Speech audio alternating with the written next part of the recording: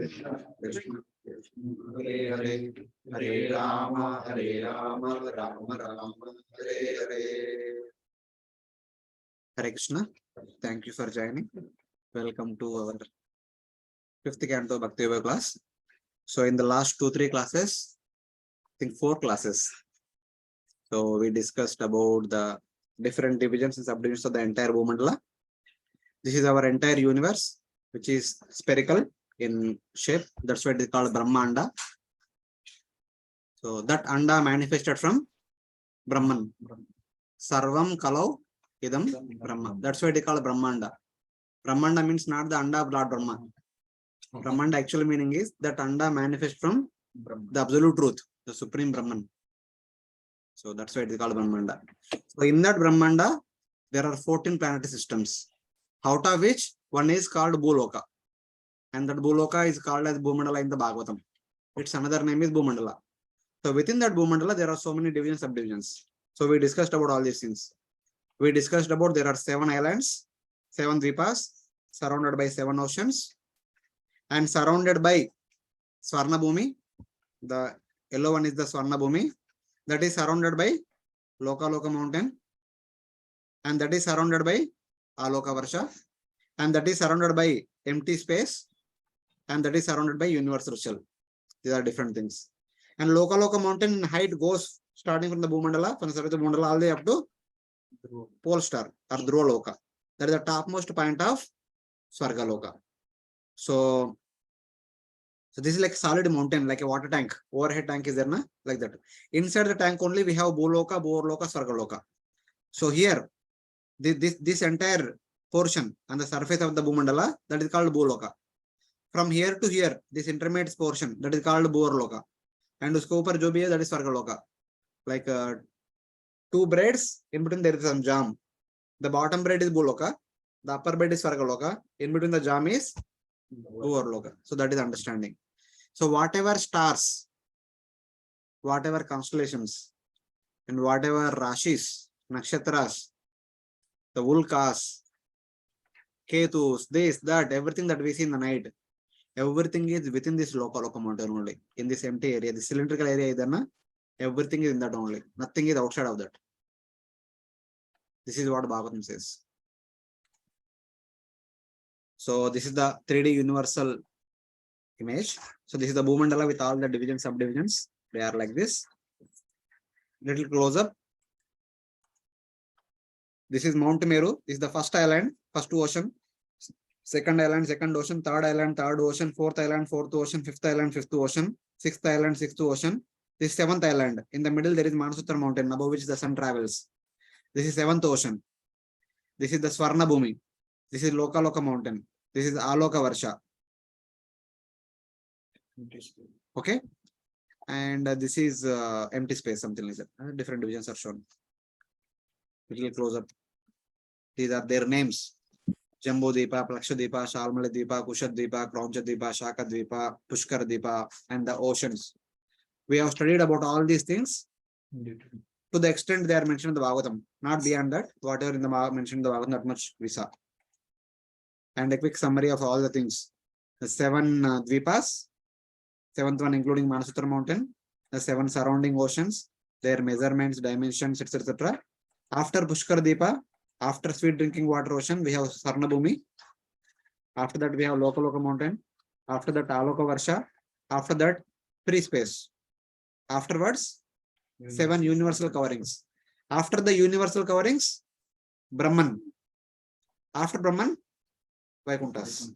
So it goes on further. There is Brahman outside the universe. After that Brahman, there is Vaikuntha Lokas. So that's how the things are mentioned.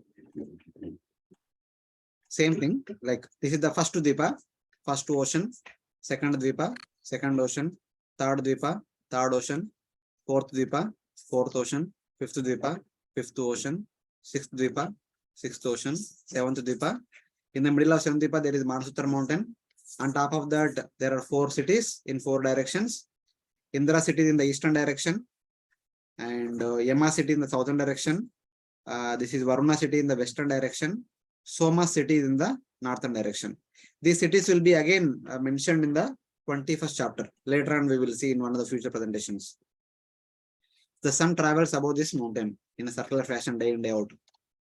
After that, seventh ocean, followed by gold land, Swarnabhumi, followed by Lokaloka mountain, followed by Aloka Varsha, followed by empty space and universal covering, etc. These are all different parts and subparts of entire Bhumandala.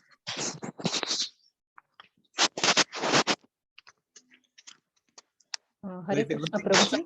Wait. Let me conclude everything, then we'll take some questions. So, though the previous images, they shown everything equally, but they are not equal. They have different varied dimensions. As per the dimensions given in Srimad Bhagavatam, this image is drawn. So this is the beginning of the universal shell, the thick line. And the thin line is the end of the Bhumandala. The in-between area is the free space. So in the Bhumandala, there are three divisions. The outermost division is Aloka Varsha, where there is sunlight. And hence, it is not fit for residence. No one is residing there.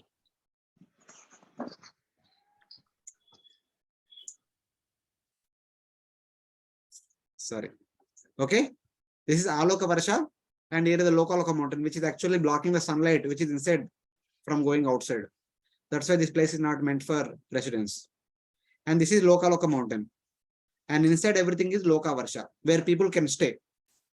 So Bhagavatam gives the dimensions as 1:2, 2:3. From here to here, it is 123.3 million yojanas.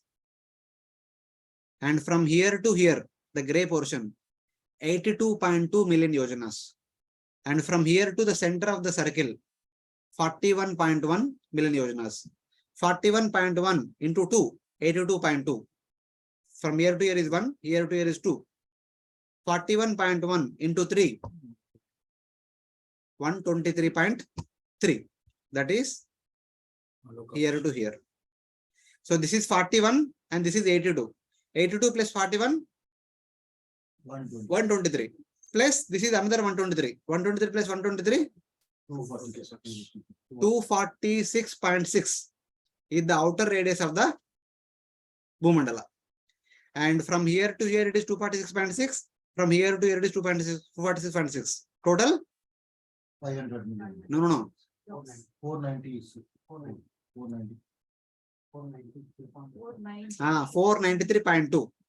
So how much is remaining? 6.8 is remaining. Out of 6.8, 3.4 free space here, 3.4 free space here. That is the inner diameter of our Brahmanda. Like all of us have the experience of the Anda. The Anda has outer covering outside. Inside there is a liquid portion. So inside that Anda portion, if you measure the diameter, that is 500 million yojanas. Within that, we have the Bhumandala. The Bhumandala's diameter is 493.2 and the universe's diameter is 500. So thoda sa empty space is there. So it's beach mein hanging hai. And we discussed, because it is beach, it is in the middle, it is not completely full the diameter, there is a chance that it can fall down. So in order to keep the Bhumandala not falling down into Garbhodaka ocean, there is Shesha below. He is acting as the intermediate person between the Garbhodaka ocean and Bhumandala. Since Shesha alone cannot float in the water for a long time, he takes the support of Kurma. Kurma can float in the water. Kurma is floating in the water, giving some solid support, on which the Shesha is there, and Shesha keeping the entire Bhumandala on his head. But still the Bhumandala is so wide, it can go out of balance. So to keep the Bhumandala in balance, here one elephant, here one elephant, here one elephant, 4 elephants are kept by Brahma. So from the top, 4 elephants are balancing. From bottom, Shesha is holding it. Shesha gets the support of Kurma. Kurma is floating in the water. So many people are doing so much seva for us to eat and enjoy here. That's what Bhagavad Gita Lord Krishna says in the 15th chapter in one verse. Gam avishesha bhutani daryami aham ojasa. This verse only. Yeah, only. Gam avishesha bhutani darayami aham ojasa. What is the next line? Okay, that is about eating and all. Kushnami Vasarva. Prabhupada translates it as the Lord enters into each and every planet so that they can float in the respective orbits. But our previous acharyas say that Gam means not the graha. Gam means earth. The Supreme Lord does two things. One thing is he enters into the earth and keeps the earth together. In the beginning only we discussed. Earth by nature, it is nothing but the combination of dust particles. Can the dust particles stay together? How we can keep them together? Water. Adding the water. So that water, keeping them together is the effect of the Supreme Lord. The Supreme Lord entering in the form of the water, which has the component of keeping them together, is Lord's potency, by which all the dust particles have transformed into the solid earth. But the solid earth does not stay there. No. It can fall down into Garbhadakosh anytime. The same Lord expanding himself as Kurma and Shesha, holding the entire Bhumandala by being situated below the Bhumandala. He is doing these both the services. That's why we are able to construct our home. We are able to construct our roads. We are able to construct our vehicle. We are able to cultivate our fields. We are able to produce crops. We are able to eat. And we are able to digest. And we are able to shout loudly. And we are able to say that I am everything. You are nothing. But actually, who is doing? So it is like that. For 1 second, if Lord gives up that service, Hare Krishna, Bhumandala will submerge into Garbhadaka ocean. We are Haribol. So kindly understand, Jiva has one desire, want to enjoy separate from the Lord. And Lord is working so hard to facilitate that enjoyment. This is how Lord is maintaining us when we are here, even trying to enjoy separate from Him. So that is the greatness of the Supreme Lord. So There are so many Bhumandala. only one Bhumandala in one universe. No, one universe. There are many universes. Right? So everywhere that Shesha is holding and Kurma is holding. Yes, everywhere same procedure. Okay. So much Shesha is taking the. Yeah, there some other Shesha, here some other Shesha. Okay. Here Chowpatty temple president is a different person. Juhu temple president is a different person. But he is also president, he is also president. The title is same. He is also called Shesha, he is also called Shesha. But unka personality is different. So like that. What are you? You can't see. Come sit here somewhere.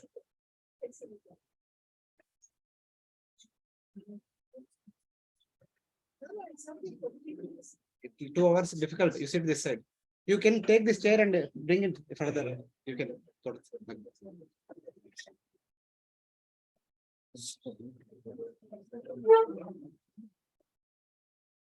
So here we have Aloka Varsha. We have Loka mountain. Within the mountain, we have Loka Varsha. Some careful, wire nikal jayega. So within that Loka Varsha, we have 2 divisions. One division is Swarna Bhumi, and other division within that, when that is expanded, it comes like this. Yeah. When you expand this circle, it becomes like this. Within that, we have 7 Dvipas and 7 oceans. The 7th ocean, 7th Dvipa, 6th ocean, 6th Dvipa, 5th ocean, 5th Dvipa, like that. When you go, it can't be seen. It is further expanded. 2nd ocean, 2nd Dvipa, 1st ocean, 1st Dvipa. The 1st Dvipa was Jambu Dvipa. And within all these Dvipas, we have different mountains which are dividing them into different Varshas. And that Jambu Dvipa, where my cursor is there, we can't see it, what is there inside. When that is expanded, this is Jambu Dvipa, whose diameter is 1 lakh yojanas from here to here, and from here to here is 1 lakh yojanas, within which there are 9 Varshas. Kuru Varsha, Hiranya Varsha, Ramyaka Varsha, Ketumala, Hila Vrta, Bhadrashva, Hari, Kimpurusha, and Bharata. And out of these 9, these 8 are called Bhaumaswarga. This is called Karma Bhumi.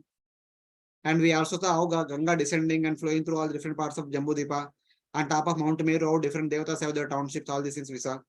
And then within Bharata Varsha, there are 9 further divisions. They are called 9 Dvipas. Of the 9 Dvipas, the 9th Dvipa is called as Bharatakanda. This entire thing is Bharata Varsha, whose width from here to here, it is 9,000 yojanas. There are 9 divisions. Each division having a width of 1000 yojanas. This is 1000, this is 1000, this is 1000, like that. Length is more, but the width is 1000 each. And the ninth one is also 1000.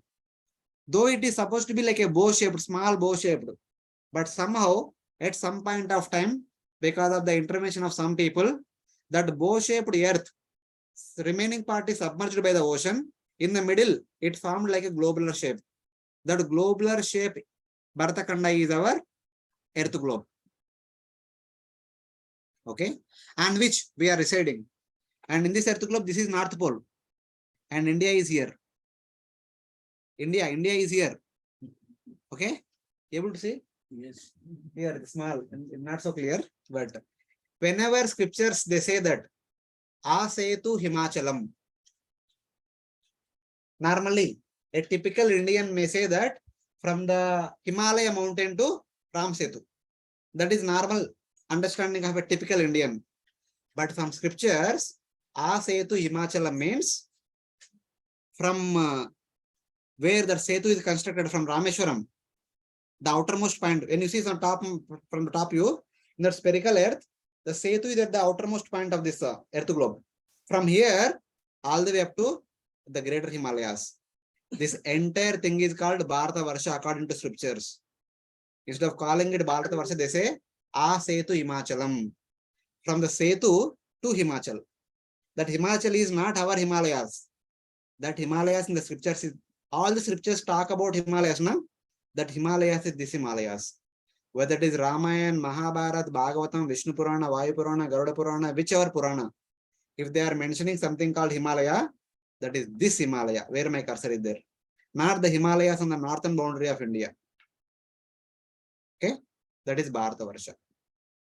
Many times, if you see in the translations in the book, Bharata Varsha, in Prabhupada writes in the bracket, India.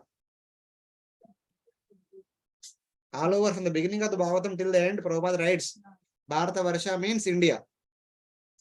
And Prabhupada also says that the 7 Dvipas of Bhumandala, these 7 Dvipas, Prabhupada many places in the bracket writes the 7 continents of the earth globe. Prabhupada many times equates to that. The reason is Prabhupada want to connect to the people immediately. If Prabhupada starts telling about something which is not in our experience, the people does not take it, does not buy that idea. In order to bring the people who are far into our Vedic culture, Prabhupada connects everything that is mentioned in our Bhagavatam to the things with which we are familiar. So Bharata Varsha is India, the 7 continents, the 7 Dvipas of the 7 continents. But actually they are not.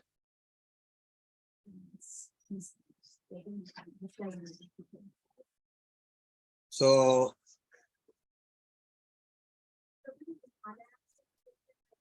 totally different. What we are seeing is like very big deep thing. And that Himalaya we are going to do the same, it is the same otherwise. That Himalaya, the main mountain, and this Himalaya. Okay. This one and the Himalayas here. They can't be same. They'll be different only. There is someone called Lord Krishna, who is the son of Devaki and Vasudeva. In our family also we have not Devaki, Krishna.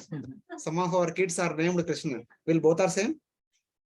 The Indian Himalayas also have the same name as Himalayas. Just by having the name, they cannot become the same. Obviously. The height of our Himalayas is the maximum Everest, 8848 meters. That means hardly 9 kilometers. The height of these Himalayas, 10,000 yojanas. 1 yojana is 13 kilometers. 10,000 into 13. 130,000 kilometers. 130,000 kilometers is the height of that Himalayas. So how can both are same? They can't be same. They say it's Himachala, they don't see Himalaya. Himalaya is given to this planet by 2 mountains. Nice that. There also they call Himalaya only. Generally they use this phrase, Asetu Himachal. Yeah. Chala means Himachal, Himachala. Immobile mountain. Mountain filled with all the Hima. Hima means all the snow. So in that way. Louder, so that they will hear. Prabhupada somewhere mentions in Bhagavad Gita, I think. Ah. Now regarding Mount Meru, we say Mount Meru sometimes moves, whereas Himalaya does not move. You know, when in chapter, I think. Oi, Meru Shikarina Maham, Ah, Stavaranam Himalaya. Saram, yeah. According to Stavaras, those which are immovable, the Himalayas they can't move because Himalayas are very big now. That Himalayas in the Bhagavad Gita is not our Himalayas. That is this Himalayas. So Prabhuji, this Govardhan, Ah. so Govardhan comes from this Himalayas, no? It is No, not- Govardhan comes from Gandhamadana mountain. I think this is the Gandhamadana mountain. Govardhan comes from here. Okay. We hear, no, he is the son of the Himalayas. So, Not son of Himalayas. Gandhamadana. okay. He is the son of Gandhamadana mountains. Probably Meru moves, that means. What actually, you have, I think, this thing, what is that actually? I don't know. That I don't know. Moves or not, does not move, that I don't know. Mountains used to fly. Yeah, here, Ah, Yeah, in the past, the mountains used to fly. Whether Meru was flying or not, I don't know. The mountain. Yeah. Actually, we generally speak about the Shiva staying in Himalayas. Ah. So, this Himalaya or that? पूछेंगे बाद में पूछेंगे शिवरात्रि आ रहे हैं ना very soon, that time we'll ask. It will come in the next presentation. It will come, not today but next Sunday we will discuss. We'll ask Shiva only, where are you staying? So Kailash. He stays in Kailash, but the question is, where is the Kailash? Kailash is there in our Himalayas or in the bigger Himalayas? That is the question. So we will discuss next Sunday. Checks are Himalayan. This is Himalaya mountain. Himalaya mountain. Okay. This is the quick summary of what we discussed in the previous 4 classes. So some devotees were asking some question in the online. What was your question? Yeah, Hare Krishna Prabhuji. So if you see the dimensions, the Loka mountains, I mean the Loka Varsha and Aloka Varsha is at least as big as, this Loka mountain, the Loka areas. So is there any reason, because they are, they are not, capable of being inhabited. So is there any reason for the Aloka Varsha to be so big, so huge? We'll discuss today in the Okay. today's presentation. Uh-huh. That presentation, that details will come. Why it is not inhabitable, that we'll understand. But why it is so used? No to Bhagavan ka srishti hai. We cannot question why you did like this. Okay, any reason, particular reason why you Prabhuji is worried about waste of land. यहाँ पे भी बहुत सारा waste of land है. ऐसे बोलेगा तो. And yeah, one more doubt, Prabhuji. So when we see this, when we say this Loka mountain, it extends up to Swargaloka. So so using that, is it possible to measure the dimension of Swargaloka and all also? Is that possible? What dimensions you want to measure about Sargaloka? No, and I'm just asking, like, so is it the dimension the same as that of this golden place, or how is it? No, Swargaloka spreads across the Lokaloka mountain. The Swargaloka width also this much from here to here. It is within the mountain, na? Yeah. Horizontally it spreads across. Vertical measurements also will come in the 22nd chapter. That time we'll see. Okay. As I mentioned, it is like the bread jam. Yeah. The bottom bread is Bhuloka, upper bread is Swargaloka.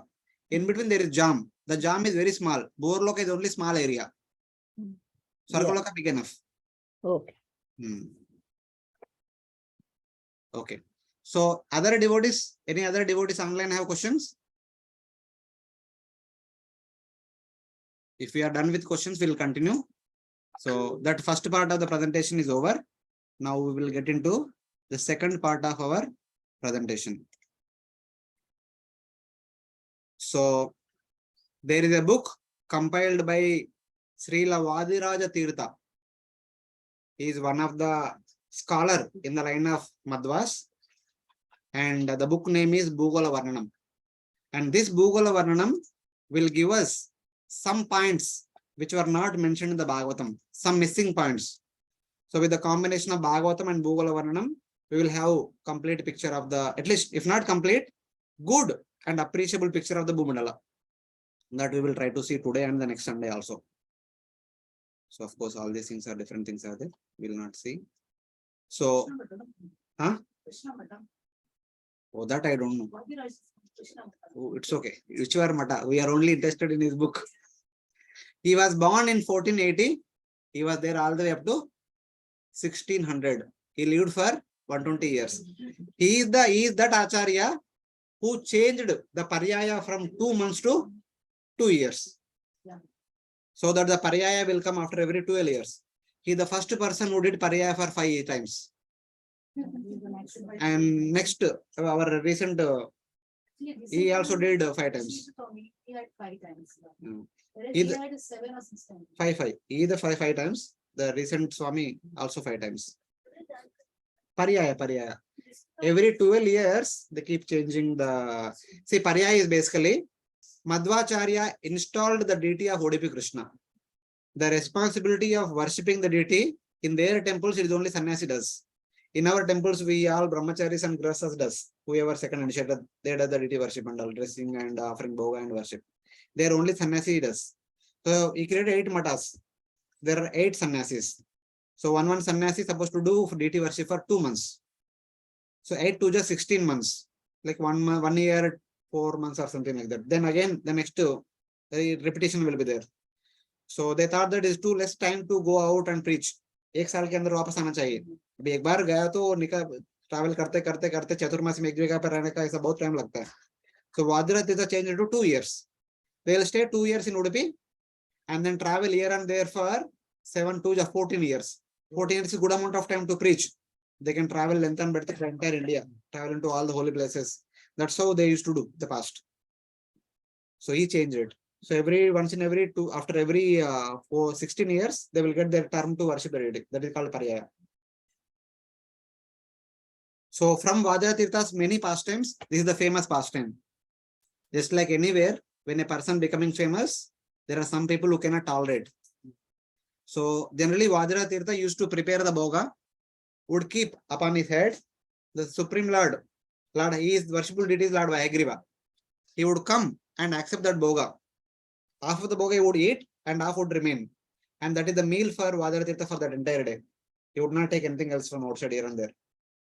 But one day, this Brahmana, who became envious of Vajra Tirtha, mixed poison in that. And that day, Lord Hayagriva ate everything. He did not kept even 1 grain also. He fasted that day. That is okay than eating poisonous food. So he was saved. So in that way. He is a renowned Acharya in the line of Srila Madhvacharya after Srila Jayatirtha. After Madhvacharya, the well-known scholar is Jayatirtha.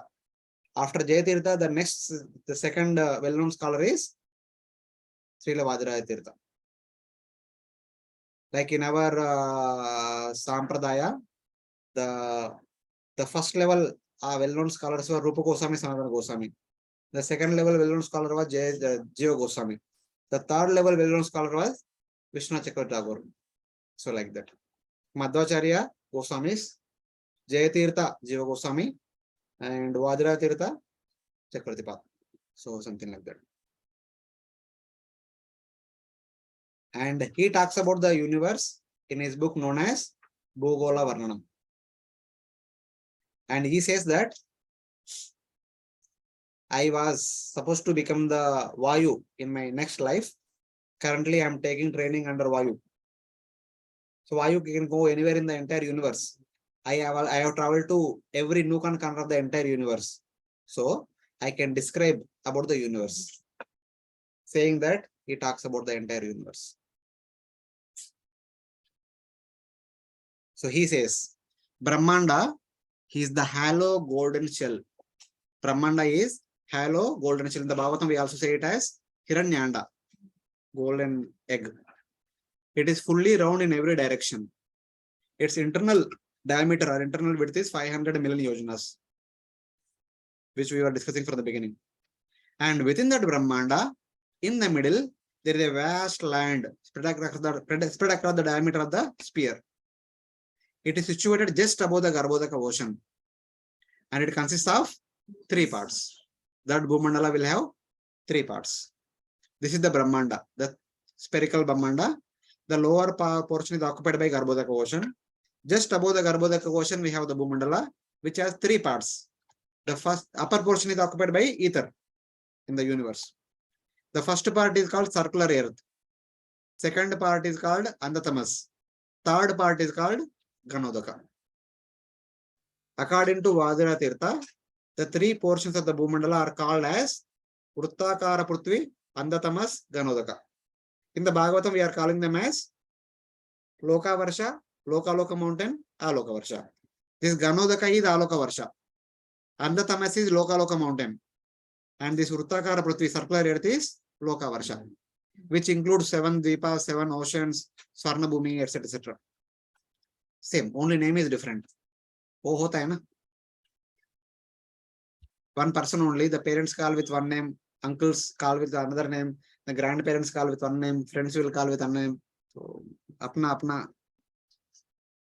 ho jata hai. What is called probably solidified water? Solidified water is Gana Udaka. understood.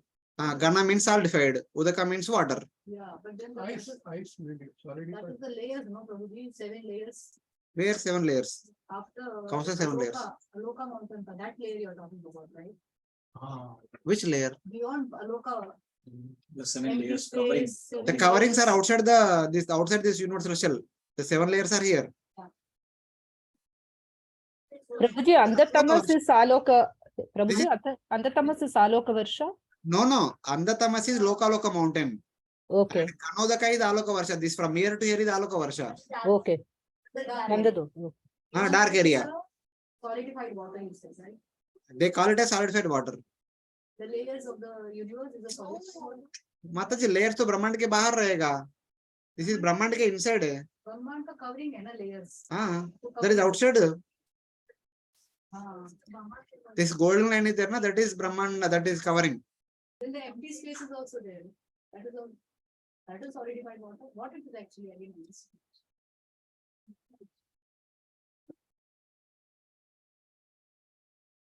Okay, what is this? That is the Aloka, no inhabitants. Aloka Varsha na is written here. Aloka, yeah.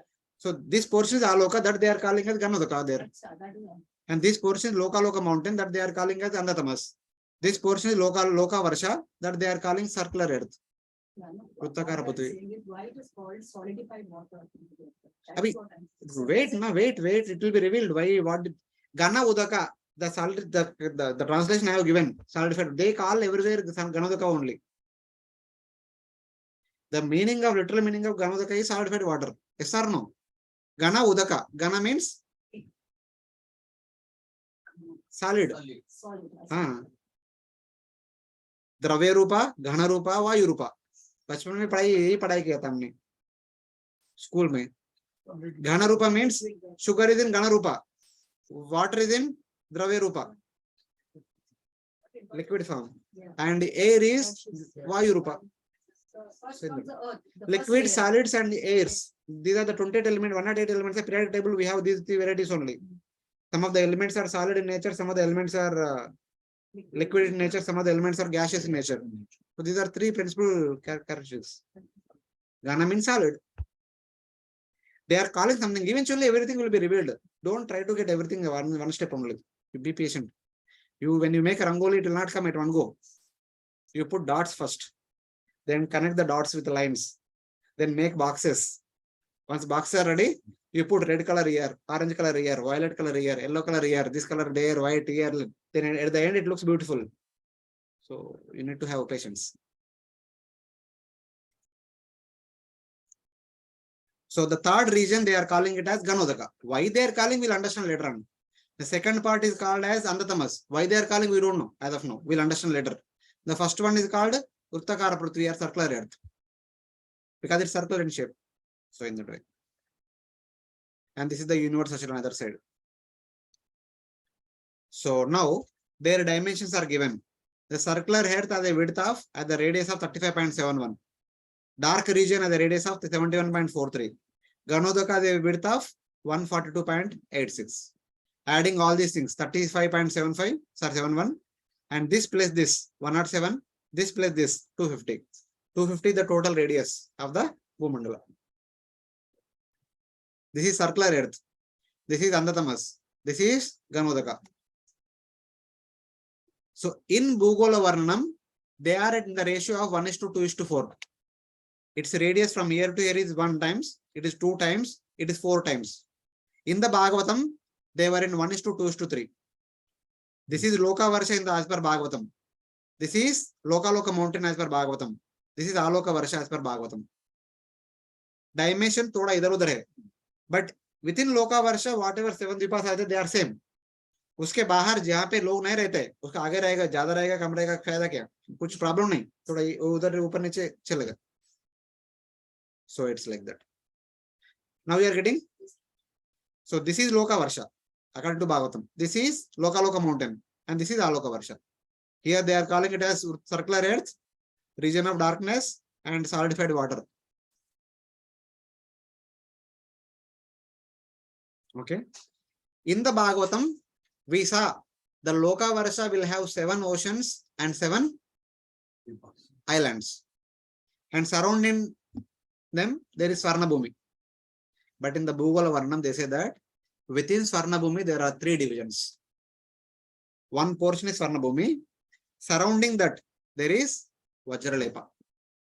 That is called diamond land. That entire land is filled with diamonds. Anybody wants to have diamonds, please go there. And the diamond land is surrounded by a outer boundary that is called Brahmabhumi. This is Brahmabhumi. In fact, he is not telling just like that. The description about this Varnabhumi and diamond land comes in Ramayana. When Sugriva sending monkeys across to find out Mother Sita, he talks about all these things. It is consistent across all the scriptures. They are not giving some utopian idea. If we have time and patience to examine whether they really exist or not, we have to refer, cross-check with all the other scriptures. We get complete information. Yes. Sometimes there may be names are different. That's why we may get confused. Here A bola, either B bola, dono same hai ka alag hai kya? We need to see the description, based on that we'll understand whether they are same or not. So here they are calling it as diamond land.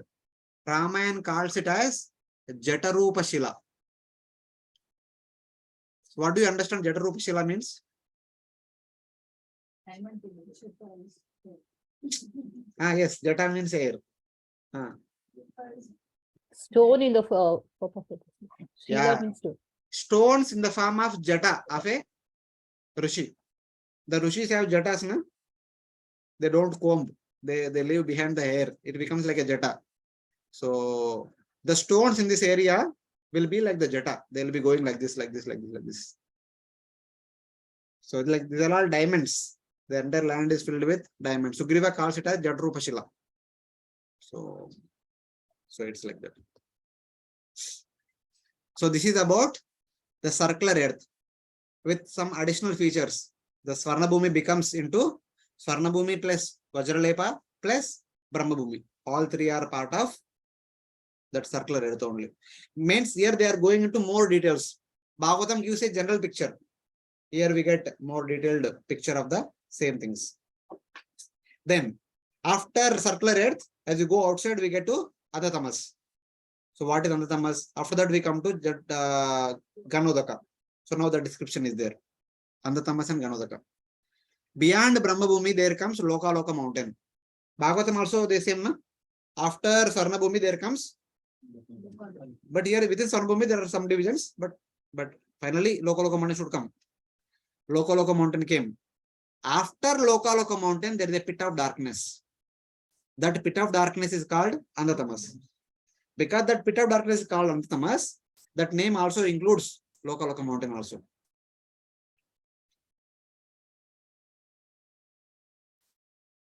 And it is also called as the downward path, Adogati. Next slide, there is an image about that. Then I will explain what is the meaning of Andatamas, why they are calling it as Andatamas. It is also calling Adogati.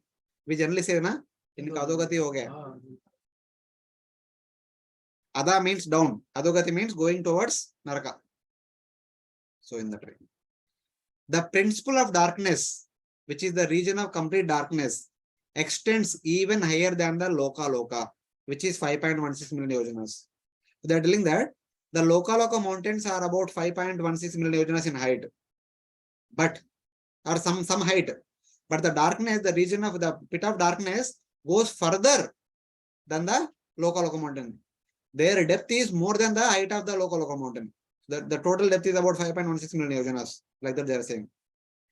It is called petrified darkness, like the water turned into ice. The entire area is dark. And it is surrounded by icy walls everywhere. It is a dark ice cell. This is what Brahmaji saw. Brahmaji, when he came to the lotus and he opened his eyes and he saw darkness everywhere. No, he did not see darkness. He could not see anything.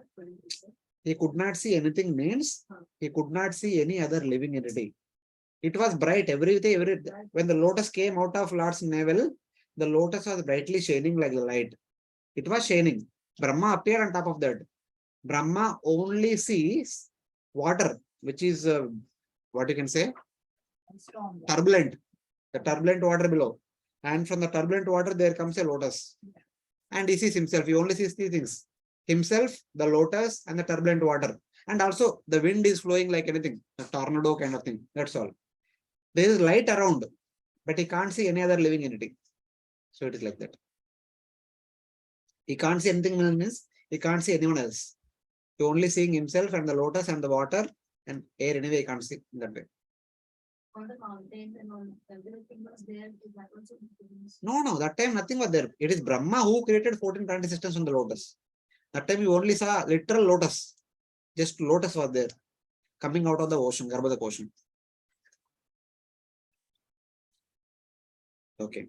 And after this Andatamas, the pit of darkness, there comes Ganodaka, solidified water. Okay. In Bhugola Varnanam book, they call Garbhodaka ocean as Ganodaka. The Garbhodaka ocean is termed as Ganodaka throughout the book. So Garbhodaka and Ganodaka are non-different from each other. And especially the third region where that Aloka Varsha portion is there, that portion they specifically call as Ganodaka. Because in Pune, one Brahmachari asked, tortoise is floating in the Garbhodaka ocean. If entire Garbhodaka ocean is Ganodaka, it is solid, then what is the need for tortoise to float? So at least they have not clearly mentioned. We can infer from this that the outer portion of the Ganodaka, the outer portion of the Garbhodaka ocean is solid, like ice. That's why that portion is called Ganodaka. The central portion of Garbhodaka ocean is liquid in nature. That's why our tortoise is floating. It needs to swim across. So like that we can infer. There are the 2 layers. Sorry? 2 layers. One is liquid and one is solid. 2 layers in the same. In between there is so many other things are there. That's why it is liquid. Other outer side nothing is there. So it is solid. So in that way. So for all practical purposes, whenever we say Ganodaka in the future, it means Garbhodaka ocean only. It becomes clear when a couple of slides later, we'll see what exactly happening. So this is the cross section of the Bhumandala. Till now in the past classes, we were seeing Bhumandala from the top, the circular Bhumandala with different divisions and all. Today we'll be seeing Bhumandala from the front. This is the thickness of the Bhumandala. From here to here, the thickness of the Bhumandala is 1 lakh yojanas. Here to here it is 1 lakh yojanas. And this is Mount Meru, whose height is also 1 lakh yojanas. From here to here also 1 lakh yojanas. Out of which 60,000 is inside, 84,000 is above. And here is our Bharatkhanda. Earth globe is located here. In Bharata Varsha, it is located there. And here is the pole star, which is located just above Mount Meru at some height. The moon revolves around Bharatkhanda and Mount Meru in its own orbit. So moon's orbit is said to be somewhere here.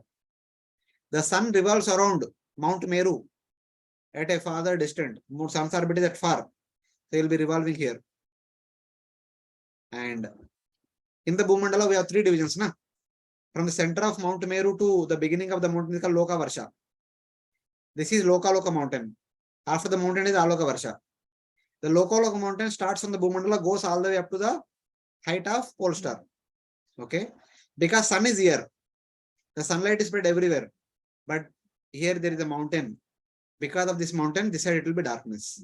If this mountain is not there, it will be bright everywhere. Sun can give light anywhere, to far distant also. But because of the mountain, the area outside the mountain is dark. That's why it is called Aloka Varsha. Since the sunlight is here, it is called Loka Varsha. Since there is no sunlight, it is called Aloka Varsha. And in this region, after the mountain, there is a pit of darkness. It is called Andhatamas. The height of the Lokaloka mountain from here to here, it is 3.8 million yojanas. The total depth of the pit of darkness from here to here, it is 5.16 million yojanas. In that way, it is very big. So like that. It's a pit. So now, what is the correlation of this Andhamatamas? It is in relation to hell. Bhagavatam talks about 20 relational systems. They are located somewhere here within the Bhumandala. These are general hells where a sinful living entity who can be corrected is brought. By giving punishment, they will be corrected. When a sinful person becomes so adamant, does not want to be corrected, that person will be taken to the top of this mountain and they'll be thrown down into this pit of darkness. It is like a dark prison cell which is surrounded by ice everywhere. They'll be given severe punishment. Tanaham Dvishata Kruran Samsareshu Naradima. So Daivasura Sampatti Vibhaga Yoga, after telling that qualities of the Asuras who are so adamant that they don't want to pronounce the word of the Bhagavan, pronounce the name of the Bhagavan, that kind of people have no chance for rectification and they'll be thrown from the top of this mountain into this dark pit. They'll go through intense pain for a long time. The eternal darkness. It is not eternal darkness, but long darkness. Darkness is eternal, but one is not punished eternally. One is punished for a long time. So in that story of that Narada Muni getting, Narada Muni is asking gopis for the dust of the lotus feet for the headache of Krishna. But he said that I'll be put into eternal darkness. So this is the eternal darkness. Prabhuji, that is what you can say, that is their mood. If I give my feet dust to Krishna, I will be committing a big offense for which I will have to stay in the hell for rest of eternity. It is a concept. Whether hell is the rest of eternity or not, but that offense is so grave that I will have to stay in the hell for rest of eternity. So in that way. If somebody's crime is very severe, if they are awarded 100 years of imprisonment, either any person can be imprisoned for 100 years. He already completed 30-40 years. He can live for 140 years. Before that only dies. It is a concept. Because the sin is so grave, whose punishment is that long. It's supposed to be that much. But the person himself is not available to take that much punishment. So how will he continue to take that? So it is like that. Okay? Haribol Praji. Yes, ma'am. To get such punishments, Lord gives another special type of body to that soul, no? Yes. Lord gives them special type of body which can endure and go through that pain. That is called Yatana Deha.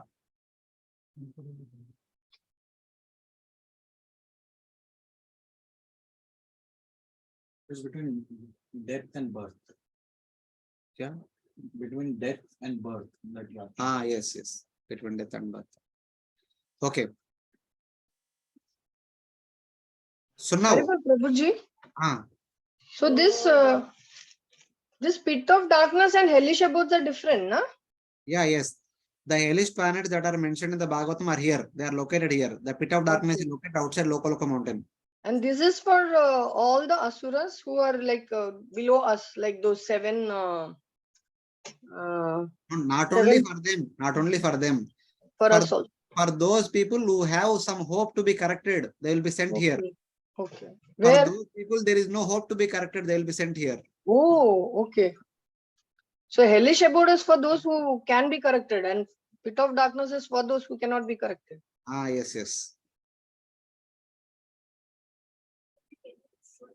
Position of established abode, this is first section. And the rest of the top is at both bigger that where this abode Top view you can't see, not top view only. What you can see is only upper surface of the Bhumandala only. thickness of This the front view. Wait. One slide later, I'll show you where exactly it is there. We'll get into more like zooming. Now, when you zoom, you see first image, then go further like that. So now, so we said that this is the cross section of the Bhumandala. We'll go further into the cross section of the Bhumandala. Within that Bhumandala, there are 7 nether worlds located within the halos of the earth, Bhumandala, that is down below the Mount Meru. Here we have Mount Meru. Below Mount Meru, there are 7 caves inside the Bhumandala. The 7 caves are the 7 Bilaswargas. Okay.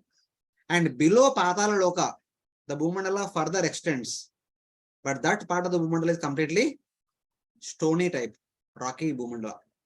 Because bottom portion should be very solid. And below that rocky portion of the Bhumandala, we have 8 elephants, Ashtadigajas, which were produced during the Samudra Manthan time. When they were produced, they asked Brahmaji, हमको कुछ सेवा दे दो.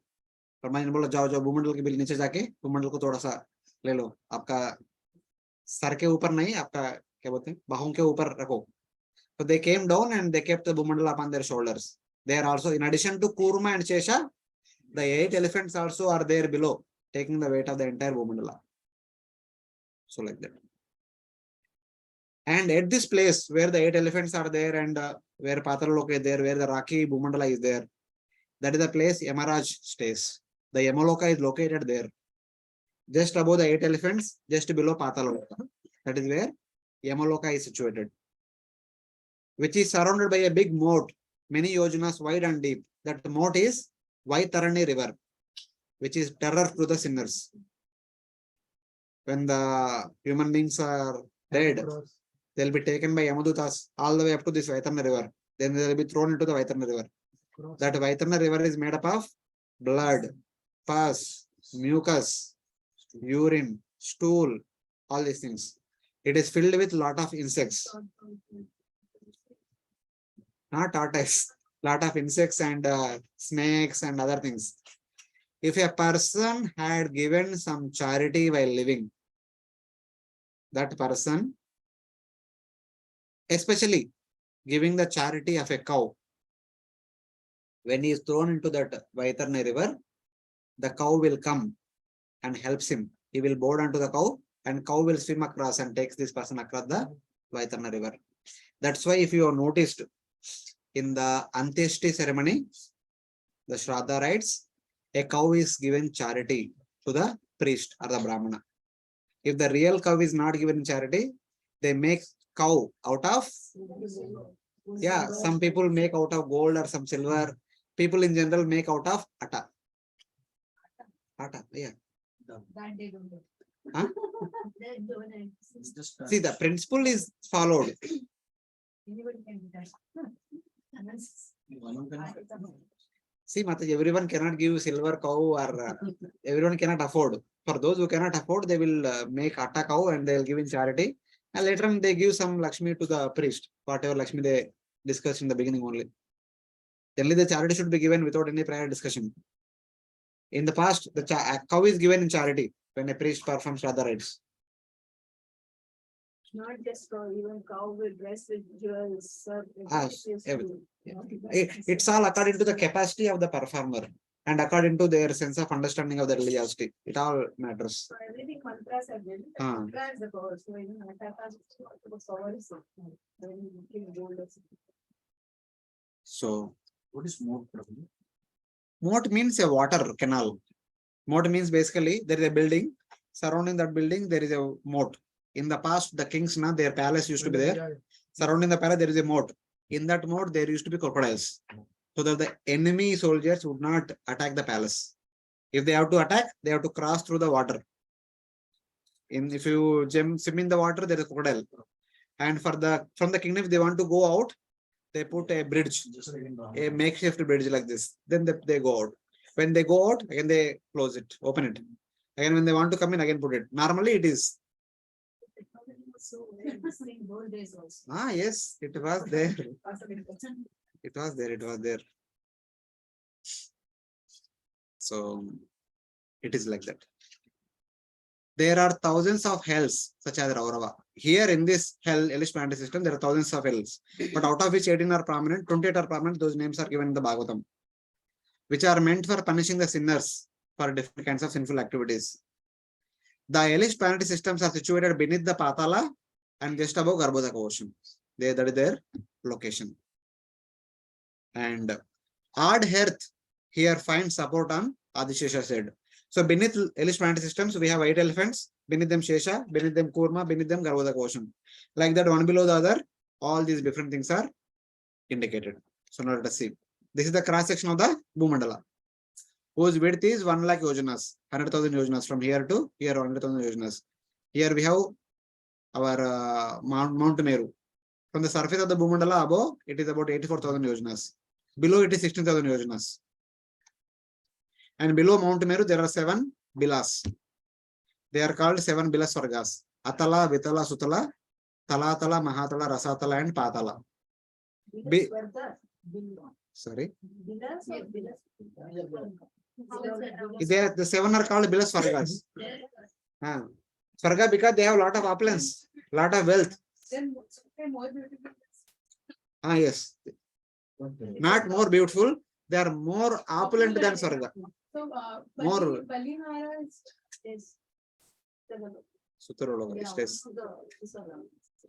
They are not beautiful because Bali Maharaj is staying. They are beautiful by the way Bali Maharaj is staying there. Patala is generally synonymous with the sinners and hellish planet. No. Patala is Bila Swarga. Patala has nothing to do with sinners and hellish. Hell is nothing to do with all these 7 lokas. They are not hellish lokas. Patala. Somebody will be living there. Who is living and all we will see later, not now. Now we only interested in the cross section of the Bhumandala. Within that, what is there? So this is not hellish planet, which we study, na, that a person who does commit sin goes over here. This is what we Goes here. The person who dies in goes here, okay. not to one of these 7. Okay. So there, Those people who want to become asuras goes here. Okay. See, Bhagavad Gita, there is one verse, if you remember, 9th chapter. Yanti Deva, Prata Deva. Pitruni Yanti, Pitrunvata. Bhutani Yanti, Bhute. Yanti Madhyaji, Nopimam. If you worship me, you will come to my abode. If you worship Devatas, you will go to Devatas abode. If you worship Pitru Devatas, you will go to Pitru Loka. If you worship Bhuta Preta Visheshas, you will go to their Loka. If you worship Asuras, you will go to Asura Loka. Those who want to go to these 7 Asura Lokas, they will go to Asura Loka. Simple procedure. And then the person who commits sin, say this is Sin nahi Prabhuji. Those who want to become Asura, they will go there. Sin ke baad kyun chal raha hai aapko? we had been told means so many. That's wait. The Patal is here only, Mataji. Please.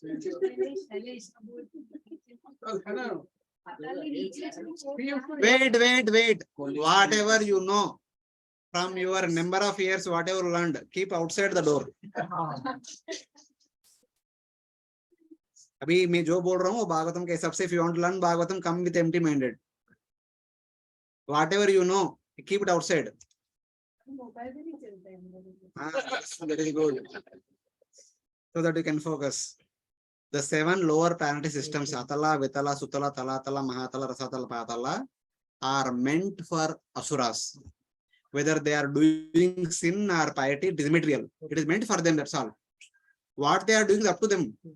आपका घर में क्या कर रहे हैं आपकी इच्छा, आप नहीं बोल सकते घर में जो भी रहने वाला सिर्फ आप ही करने का, ऐसे नहीं बोल सकते। ये घर उनके लिए बस, वो घर के अंदर जो करना उनका मर्जी है।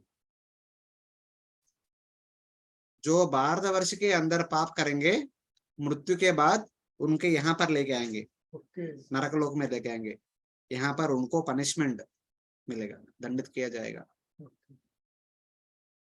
Not into these 7 places. So what is this extra known as? Extra earth means basically, Prabhuji, some information. See, what is wait. The Mount Meru is inside the Bhumandala, about 16,000 yojanas. Then the 7 lower planetary systems are of a width of 10,000 yojanas. From here to here, 10,000 yojanas. These caves are of cubical caves. 10,000 like this, 10,000 like this, 10,000 like this. Okay? But between 2 cubicles, there is some empty space. This is the earth. Between two caves, there is some earth. Just like their ground floor is there, first floor is there. Between there is a chat. 6 inches chat is there. With the plastering, it becomes 8 inches. Tiles above, niche plastering, everything. False ceiling. So that is like intermediate earth portion. That is about 500 yojanas. So like that, 7 lokas are there, in between 6 gaps are there. Even after them, there is some more Bhumandala below, without any bila. That is called extra earth. Extra means additional Bhumandala. Okay, that is about 11,000 yojanas. In that 11,000 yojanas, 10,000 yojanas below Patala Loka, from here to here 10,000 yojanas. Below that, there are the hellish planetary systems. From Bharatakanda, the place where we are living now, to the hell, the distance is 99,000 yojanas, which is also mentioned in the Bhagavatam. For details, you can cross-check afterwards. 3:30:24. Bhagavatam says the distance from earth to Narakaloka is 99,000 yojanas. After death, the living entities here will be taken there by the Yamadutas. Huh? Speed they have to travel. Whichever speed, subtle body and soul can travel faster. Some people who are So, Prabhuji, one second, let me complete this sentence. Some people who say enough is enough, बहुत हो गया अभी घर संभालना ये संभालना बहुत हो गया मैं जा रहा हूँ. That kind of people go in 1 or 2 muhurtas. And some people थोड़ा विदाई देके okay आप आपका देखभाल करो मैं जा रहा हूँ. ऐसा लोग 12 दिन के बाद जाएंगे. 12 दिन के बाद अंत्येष्टि होगा ना. That time they tell that the mantras tell them, don't worry, you go, we will take care. The person who is doing antyeshti will say that, my dear father, don't worry, on your behalf, I will take care of the mother and other family members. You please go, you don't worry. Then he will go immediately. And other people who say, मेरा घर है, मेरा factory है, मेरा land है, मेरा गाड़ी है, वो नहीं जाना चाहते, उनको खींचना पड़ता है. The Yamadutas will drag him. That kind of person will take 1 month, 2 months, 3 months, 4 months, 5 months, 6 months, 7 months, 8 months, 1 year also it will take for some people. They don't want to go only. उनका पूरा मन इधर है, उनका प्राण यहाँ पर है. So ऐसा लोग को ज़्यादा टाइम लगता है. But at the end of 1 year, they have to go. So first year they. यमदूतस का दूसरा सेवा है ना, वो लोग कितना दिन? It is not that whether he will go or not. They will drag him. They will take him by force. They don't have much time to spend with him. उनका लिए 1 year मतलब बहुत ज्यादा टाइम हो गया. उधर डांट पड़ेगा उनको यमराज से. Die simultaneously. But then it's like. There are so many Yamadutas also.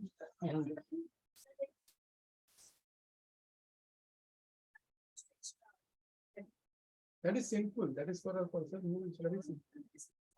Who? All souls are good. Not all jivas. Only in Bharatavarsha, only human beings will go to hell. The animals will not go to heaven, hell. Some goes immediately, leave the body immediately. And some has to like drag by your. But finally they go to this. They will go. वहाँ पे जा रहे हैं ना. Only time will be the. Time is the difference. वहाँ पे जाएगा. Not everyone. Only the one who have committed sins. Isn't it? Everyone is committing. Otherwise, why everybody will not go, right? But Yamraj will tell what. Except those people who perform Nishkama Karma Yoga, Jnana Yoga, Ashtanga Yoga, Bhakti Yoga. Except these 4 category people, all others will be taken to hell. Even those who practice Sakam Karma also. Yeah, even they also will be taken there. Even pious people also, they also perform some impiety. Na? You cannot say that they are performing 100% piety. इधर उधर छोटा छोटा मोटा mistake हो गया होगा. They will be taken to Yamaraj. Okay. See, some people who are ready to go, they don't have any trouble. That's why in the Antyeshti ceremony, they will give charity of the chapel. They will give the charity of the umbrella. They will give the charity of the kamandalu with water. Because this person, when he is going on the pathway, that pathway is a sandy pathway. It is very hard. Chapel are there. Sun is above. Umbrella is there. Still, there is heat. We feel thirsty. Kamandalu water is there. And cow is given charity. The Vaitana river cow crosses. That's why when a person lives the entire life, the life should go with the charities. The charity should be given. All the charities will come to rescue during this time.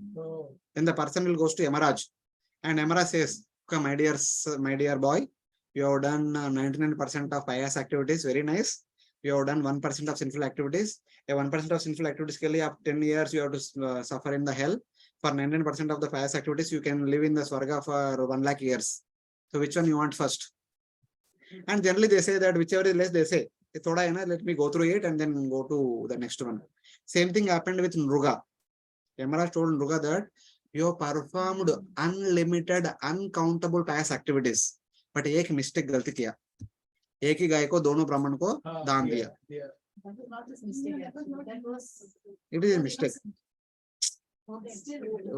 जो भी है उनके वजह से हुआ था. Where we stand then. We stand no. That should make us humble. That should just because we are taking bead bag, we cannot say that galla utha ke that मैं भक्त हूँ ऐसा बोलने का नहीं. That person has gone to hell means I can also go to hell. For that he became lizard. Yeah. He was staying as lizard from there to Krishna's appearance. 28 Chaturyugas इतना time wait किया था. So ब्राह्मण के साथ हुआ ना इसलिए वो ज्यादा time. So then Kauravas also have gone to Yamaraj.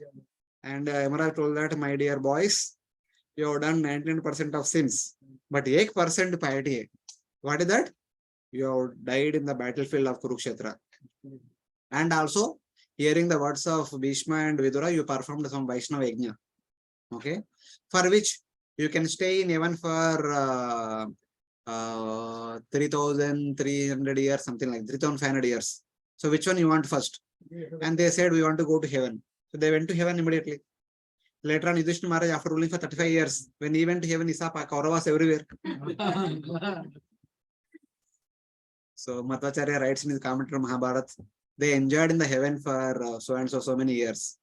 Later on, sorry, I don't want to say it is recorded. It will be recorded.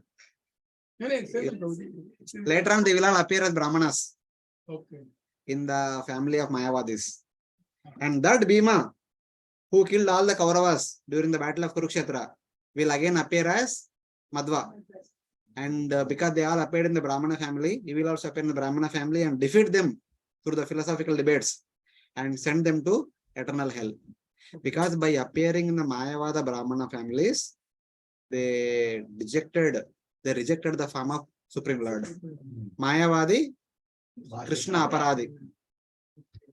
So then Madhvacharya will come and defeat them and will send them to hell in order to experience the 99% of the sinful activities. So like that he says. Because sinful Guruji, कौन बना मायावादी? Huh? Who became Mayavadi means who becomes Mayavadi means That Brahmanas के घर में कौन? The 100 Kauravas and other kings who supported them in the battle of Kurukshetra. Okay. Okay. So like that he says. So but whatever it is, when somebody goes to hell, they will be judged and they will be said, okay, आप इतना पाप किया, इतना पुण्य किया, आपको क्या चाहिए first? They will say, the choice is given to them. Selection मिलता है वो भी बहुत बड़ी बात है. We don't deserve that selection also.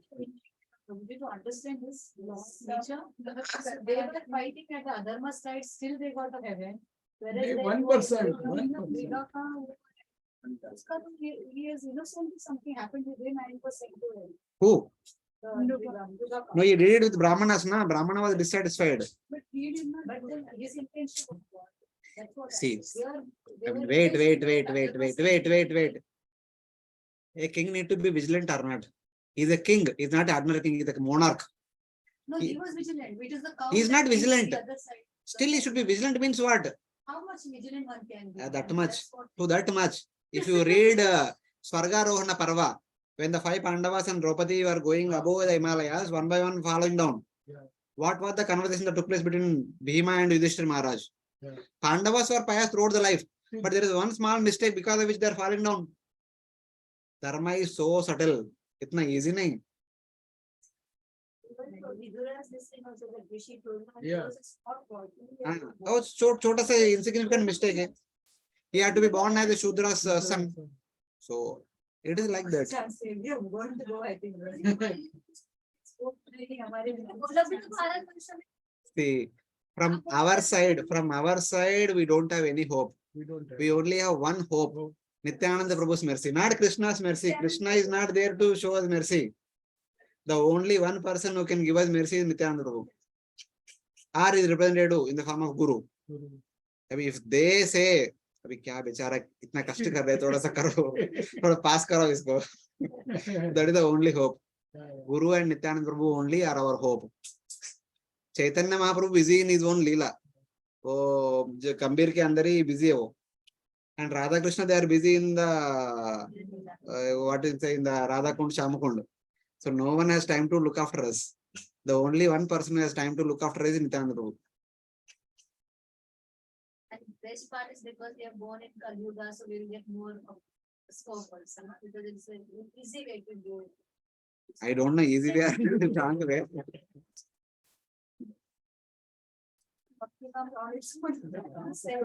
See, the problem. See. Bhakti comes on its own, but आने से हम पकड़ते हैं क्या? पकड़ने के बाद उसके साथ जुड़े रहते हैं क्या? वो important है. Bhakti has come on its own to us. Bhakti came in the form of Bhagavad Gita. Bhakti came in the form of Halwa Prasad. But are we still holding on to it? In the name of devotee, what all we are not doing? 24/7, 365 days. How many lives, how much lifespan we have that place? So we have to be that. So. Abhi, no. Let us not reveal ourselves. So we know about all of us, what we are at our respective places.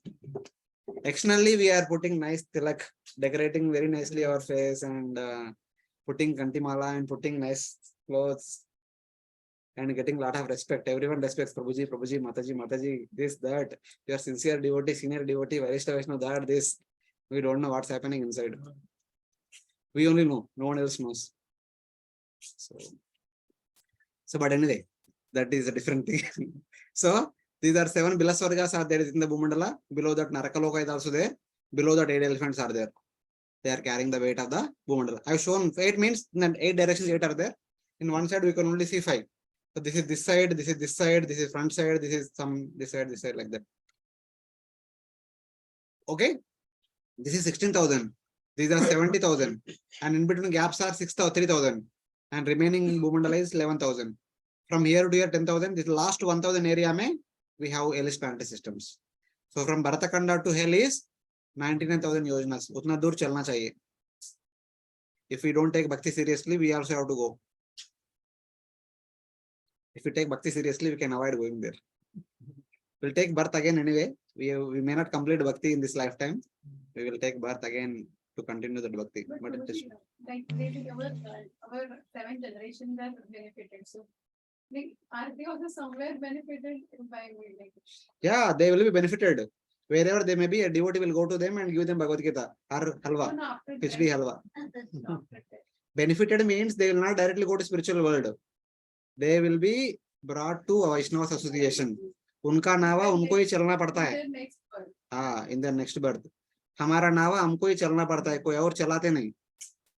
So what we can do is that we can bring them close to some other Vaishnava Sangha. That's all. If we become sincere devotees, our family members currently or the past or future generations, they will also come close to Vaishnava association.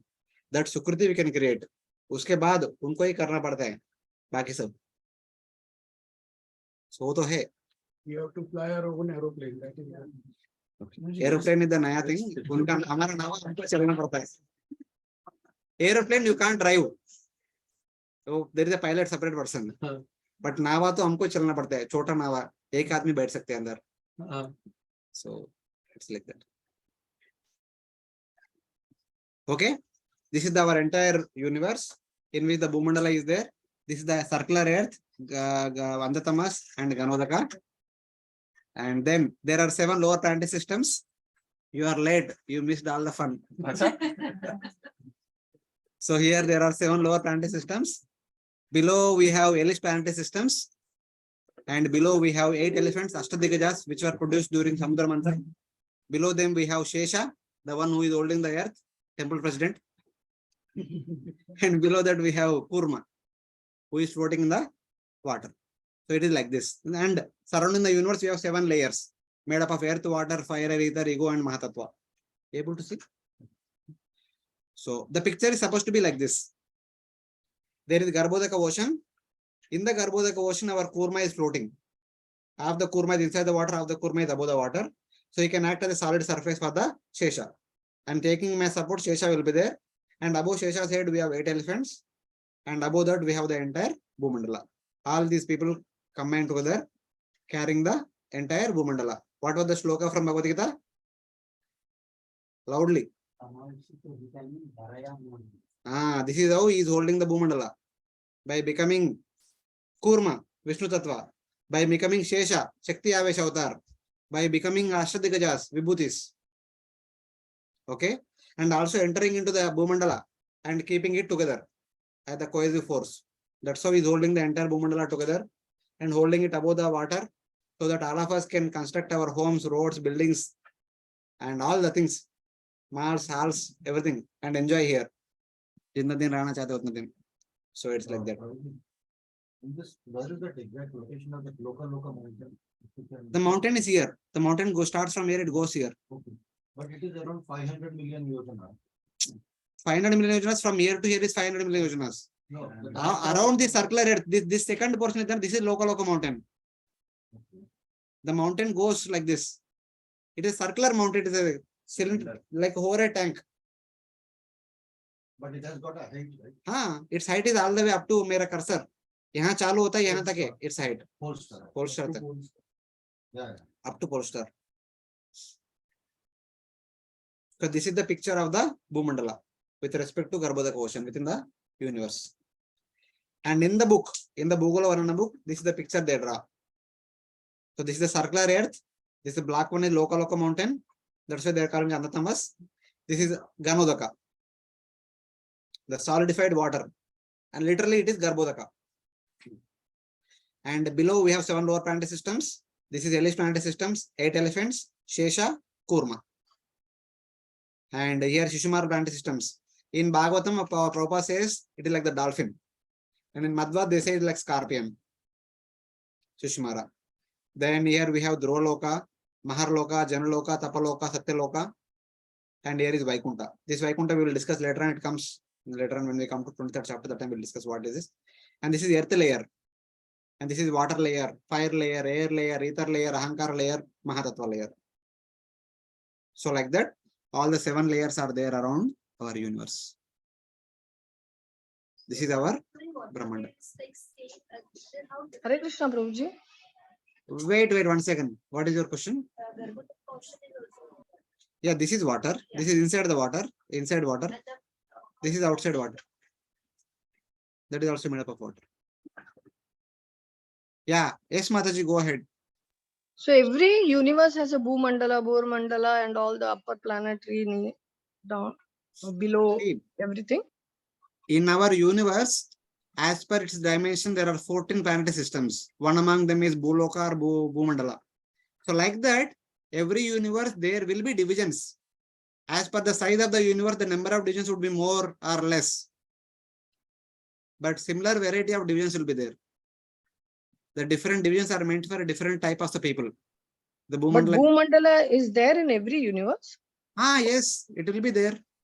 There also human beings will be there. There also Sargaloka will be there. There also Maharloka, Janaloka, Tapaloka, Satyaloka, everything will be there. The number of lokas could be more or less. Some places it could be 18, 20, 40, 100. And some places it may be, we have 14, some places it may be 7 or 8 only. It depends on based on the size of the universe. They may not be called Bhumandala, some other name. Somewhat similar to Bhumandala, where human beings are living. Maybe names may be different, but the characteristics would be same. What is down there? This one? So they say in the book, this is Vayu Kurma, this is Vishnu Kurma. This is the earth layer. After earth layer, there is water layer. In that water layer, there is Vishnu Kurma. This is Lord Vishnu himself. He is holding the universe with the earth layer. And he expands in the form of Vayu Kurma inside the universe, floating in the Garbhodaka ocean, helping in holding the Bhumandala. It's like that they say. This book is written by Srila Vajra Tirtha, the Madhva scholar. So we are studying from that. Bhagavatam ka ho gaya Bhumandala ka description. We are taking the missing points from Bhugola Varnanam. Prabhuji, where is the Swarga Loka? You had mentioned earlier. Okay. This is Dhruvaloka. The first one is Dhruvaloka. The second one is, sorry, Dhruvaloka is here. The Svargaloka here only. This wherever this scorpion is there, na? So here the first Borloka, then remaining all Sargaloka. This is all Sargaloka. This is Dhruvaloka. This is Maharloka, Janaloka, Tapaloka, Satyaloka. Thank you, Prabhuji. Thank you. अभी नहीं, इधर नहीं दिखा सकते, बाद में दिखाता हूँ. Pitraloka is moon planet. The moon which you see every night, that is Pitraloka. Pitru Devatas stay in the moon planet. And our ancestors are only known as. Hare Krishna, Prabhuji. We will discuss this in the 25th chapter. You please wait till then. Yes, Mataji. So when we say the sun's axis is inside that Loka mountain, so which doesn't, so which means the sun planet, the moon planet is there inside that this one, the Loka mountain itself, as Yeah. a part of Swargaloka. The sun, moon, and other planets, all the nakshatras, constellations, zodiac signs, all the stars that we see in the night, everything is within this area only. Where my cursor is moving, Yeah. this is the area they are all situated. Okay. All that we see in the night time, Okay. everything is within this area. Okay. So that's why the upper planetary systems are not affected by the sun's movement and all, right? No, there also sun gives sunlight to Bhuloka, Borloka, Sargaloka. Yeah, That's but what we said, na? Om Bhur Bhuva Swaha, Tas Savitur Vadernim. The sun god gives light to Bhuloka, Borloka, Sargaloka. Tino ko chahiye. but what about the other this Janalok, Maharlok, Tapalok, Satyalok and all? They are not bothered by the sun's rotation. They don't need sunlight. Mm. In our Bhuloka, our day is for 12 hours, night is for 12 hours. In Pitruloka, that is in the moon, their day is for 15 days, night is for 15 days. In Sargaloka, their day is for 6 months, night is for 6 months. In Maharloka, Janaloka, Tapaloka, Satyaloka, their daytime is equal to the day of Brahma. The entire day of Brahma is the daytime for the Maharloka, Janaloka, Tapaloka, Satyaloka. They don't need sunlight.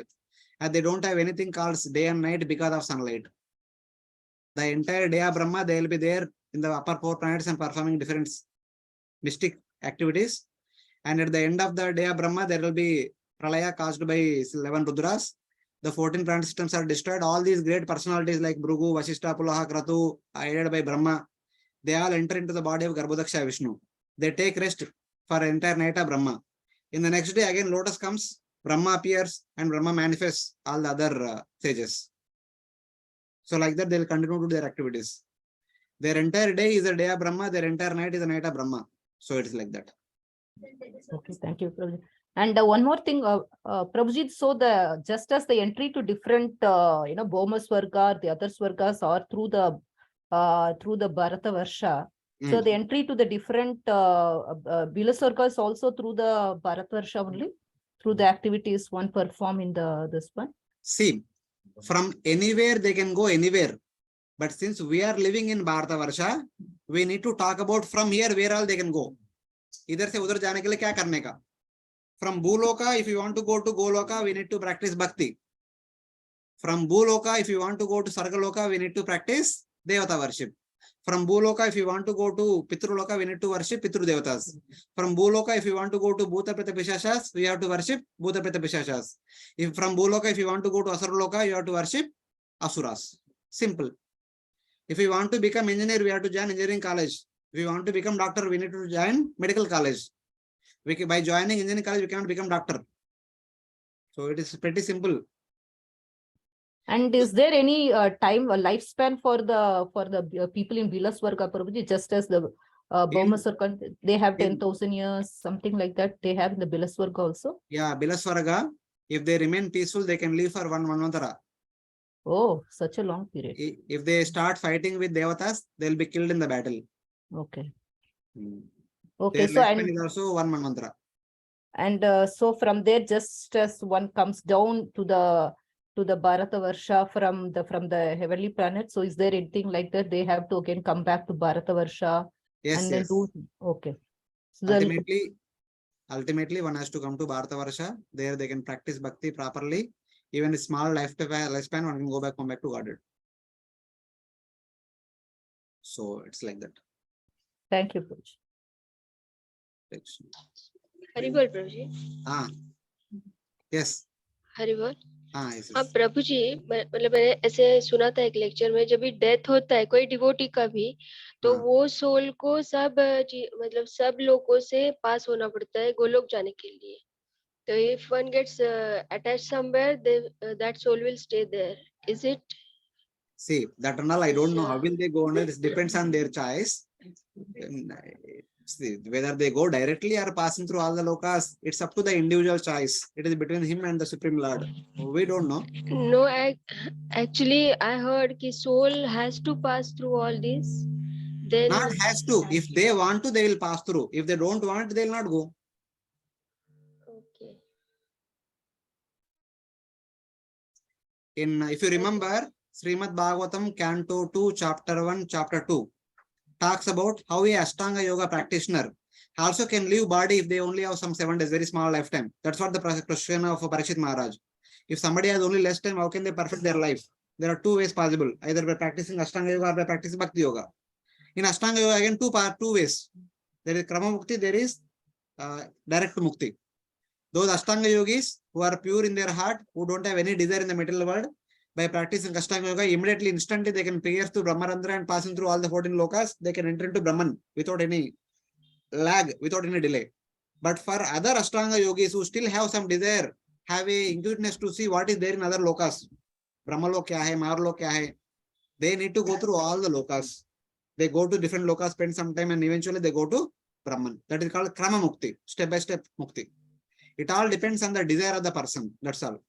If there is only one desire, Ananya Chintayantuma Mejana Paripasate, they will directly go to Goloka. So this is my understanding. I may be wrong also. You can speak to your whomso you are considering. No, it's okay. Yeah. Yes, I understood. Thank you. So we'll go ahead. It's already 5:30. Kuch hua nahi.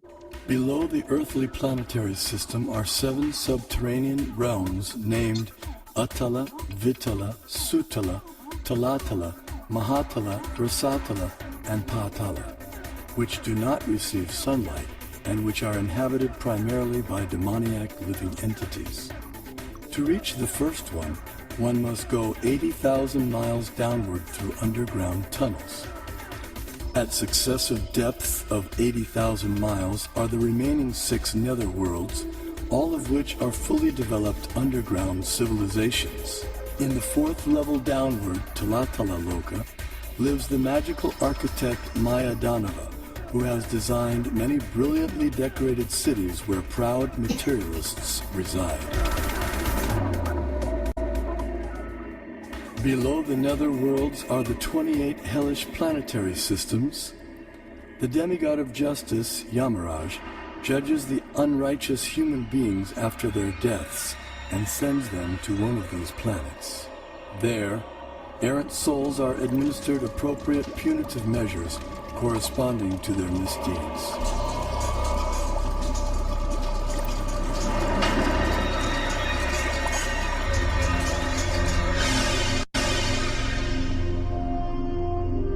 The earthly and subterranean planetary systems rest upon one of the hoods of the gigantic divine serpent, Shesha. Shesha in turn is held up by the colossal transcendental tortoise, Kurma. And Kurma resides in the ocean that fills half the universe.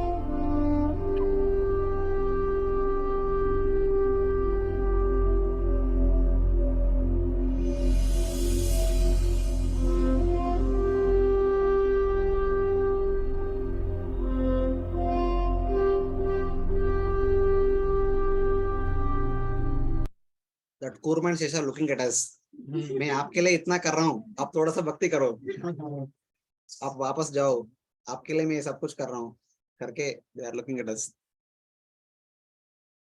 The elephants are immediately. The elephants are just above the snake head. Beyond our scope. So now, see, request all the devotees online and offline. This is one important key slide. This is the main thing which is from Bhugola Varnanam. This is one of the things which we don't find anywhere in the other Puranas. Some important information. Based on the things which we saw in the previous images, which is mentioned in the previous slides, the earth below Patala is rocky in nature. That's what the extra earth portion is all rocky in nature, because bottom should be solid so that the remaining will be standstill. And it is the location of the Ashtadikajas. Just below the rocky Bhumandala, we have 8 elephants. Below them we have Shesha. Below them we have Kurma. Below Kurma we have Garbhodaka ocean. Okay. Below this Lord Adishesha support the Bhumandala from sinking into Garbhodaka ocean. And from, according to Bhugola Varnanam, they call it as Ganodaka. So Ganodaka is there. Above Ganodaka Kurma. Above Kurma Shesha. Above Shesha 8 elephants. Above 8 elephants rocky Bhumandala. Within that hellish planets are there. Above that Patala, and like that one above another, everything is there. The hells which are in line with the directional elephants are naturally above Ganodaka and below the visible surface of the Bhumandala. So upar se dekhega to, so the Bhumandala is there. Whenever the scripture says Bhuloka or Bhumandala, in the bracket, the 7 lower planet systems should be included. Thickness part. All the way up to Patala. So then Narakaloka is located below the Bhumandala. That means below Patala. So hellish planet systems are located below Patala and above Garbhodaka ocean. This is as per Srimad Bhagavatam. And they are calling Garbhodaka ocean as Ganodaka. Kindly remember, the hellish planet systems are located below Patala and above Ganodaka. And Ganodaka is Garbhodaka ocean. And from Madhva scholars' point of view, Ganodaka means the third part of the Bhumandala also. The third part of the Bhumandala is also called Ganodaka. Garbhodaka ocean is also Ganodaka. The third part of the Bhumandala, Aloka Varsha, is also Ganodaka. So remember this. As per Srimad Bhagavatam, the hells are located beneath the Bhumandala but above Ganodaka. The hard earth extend downward till it finds support on Adishesha's head. Here is a substantial ground for us to conceive that the 7 islands with their surrounding 7 oceans are not flat like the single rupee coin. Till now, all the pictures of the Bhagavatam, we are seeing the Bhumandala is flat. And now they are telling that because of this condition, that the hellish planet systems are located below Patala and above Ganodaka. And Ganodaka is simultaneously Garbhodaka ocean as well as the third part of the Bhumandala. That means the Bhumandala cannot be flat.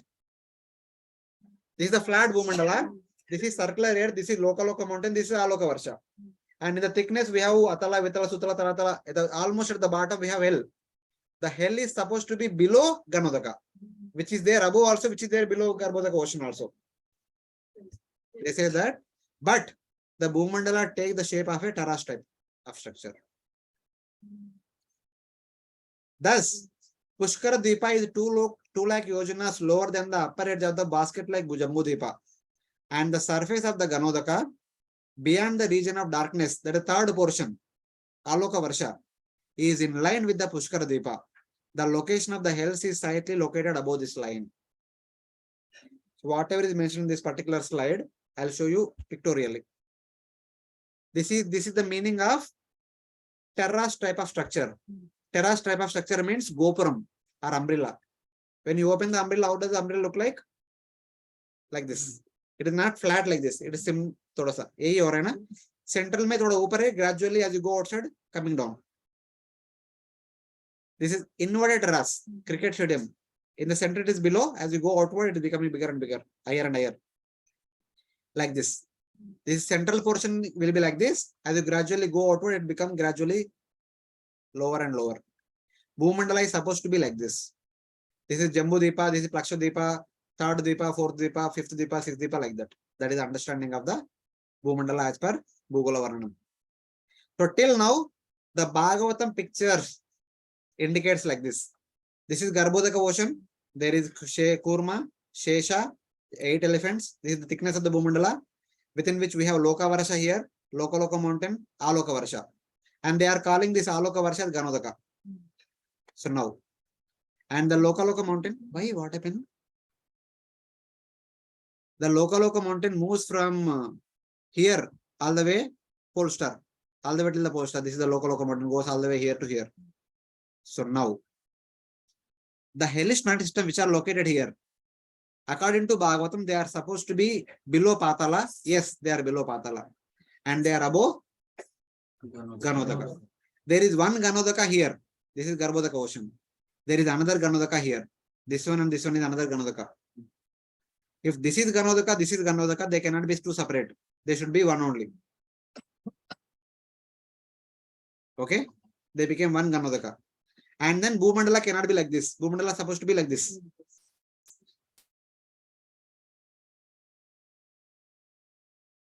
So it's gradually coming down. Gradually coming down. So when you see from the top, Bhagavatam gives a picture of the top view. When you see from the top, you see three divisions. This is one area, a flat terrain. Here is a mountain. Here is another flat terrain.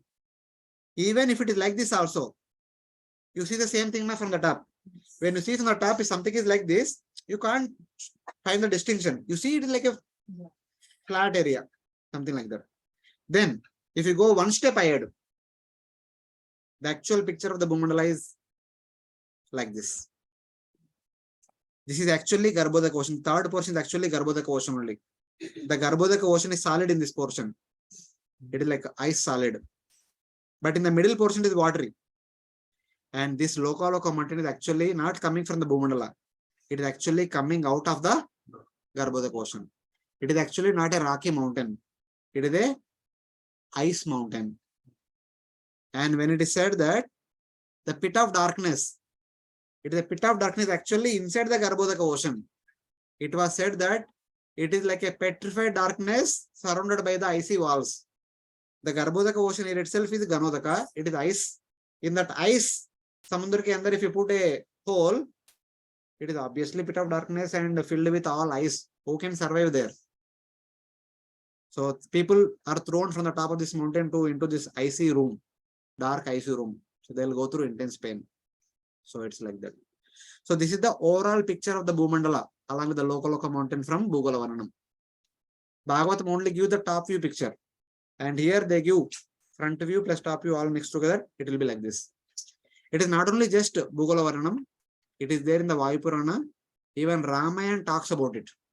Next Sunday we will discuss one pastime from Ramayana. That time we will kindly remember that.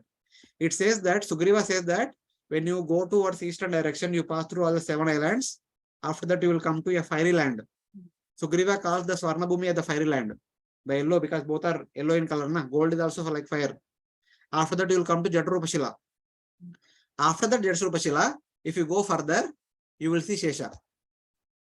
That means the thickness of the Bhumandala becomes 0 here.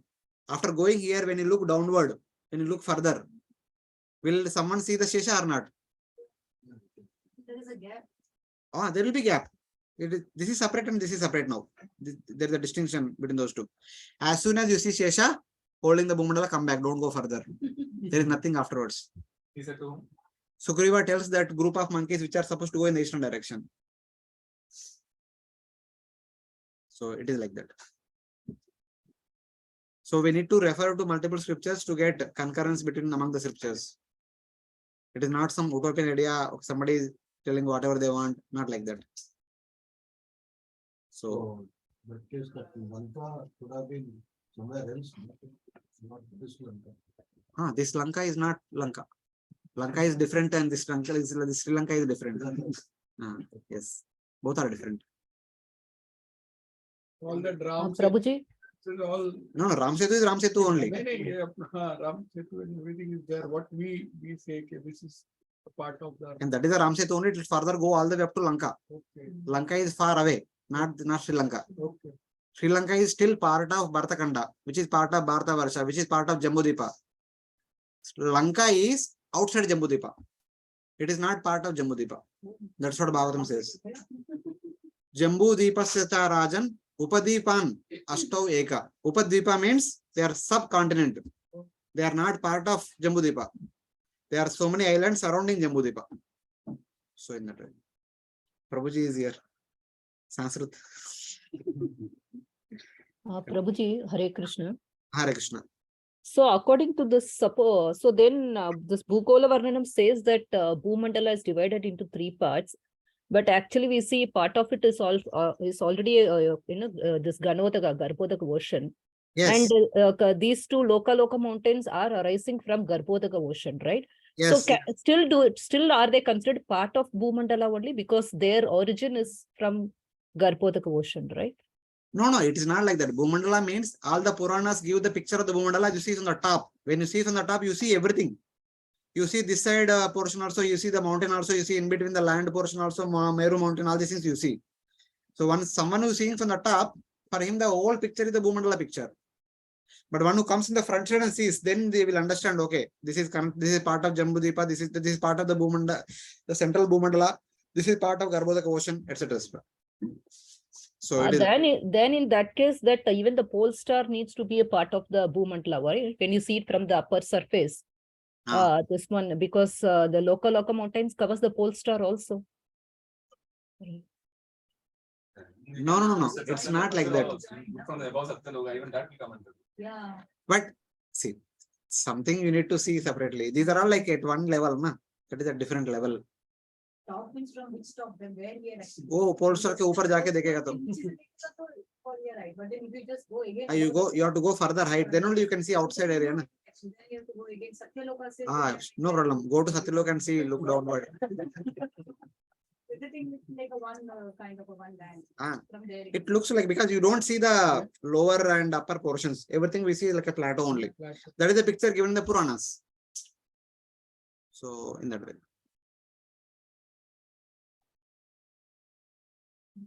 Okay, now the Bhumandala, the Bhumandala which is held by Lord Shesha is only this much only. And this part of the Bhumandala only falls into Garbhodaka ocean once in a while. Not the whole thing along with the local mountain. Local mountain will be intact only. And this circular earth portion is there, na? That much only falls into Garbhodaka ocean. That much only Lord Varaha lives. And for that much only fights with Hiranyaksha and other things are happening. So it is like that. So this is the final picture of the Bhumandala. It's like revealing so many things every time. Last time Yeah, there is no end to revelations. As of today, this much only.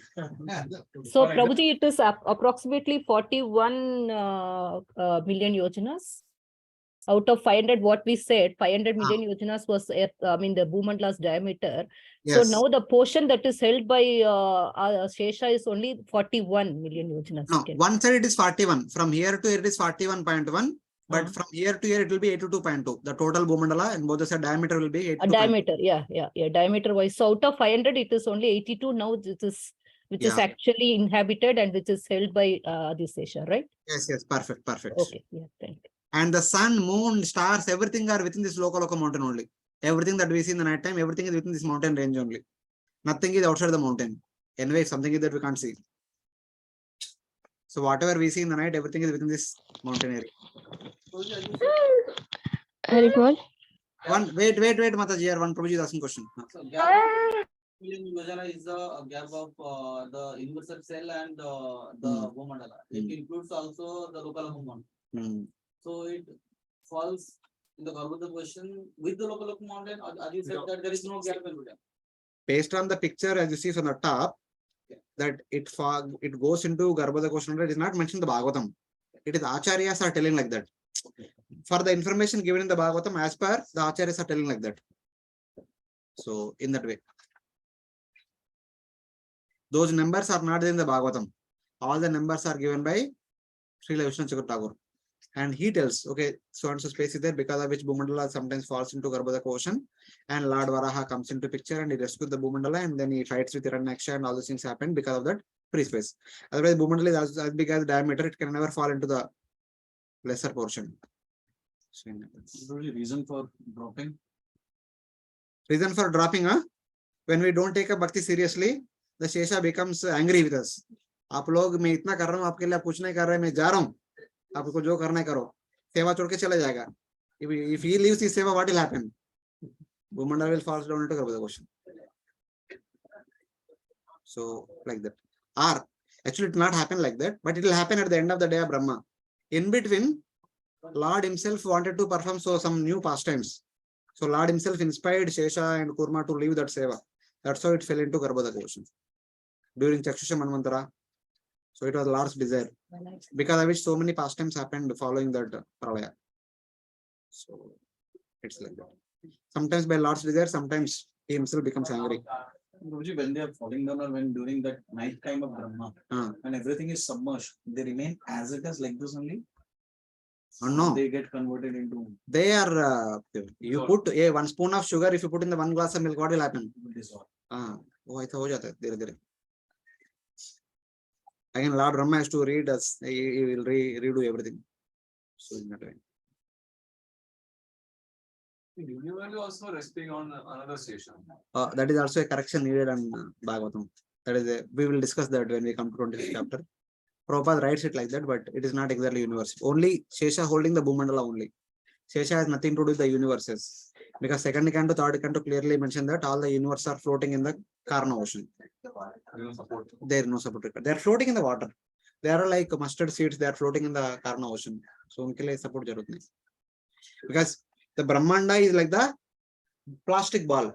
Inside there is empty space. So it will never sink. It will always remain floating only. They don't need any support. So it won't get dissolved in Karna. Who? No. They will enter back into Mahavishnu. No, since it is floating in Karna. I don't get dissolved because there are 7 layers are there. All the layers are big, huge coverings. So they don't get dissolved. Here it is only made up of this Bhumandala is made up of earth element only. It gets dissolved. That Karna ocean is made up of what? Is it the water or some? Vedanga Sweda Janita.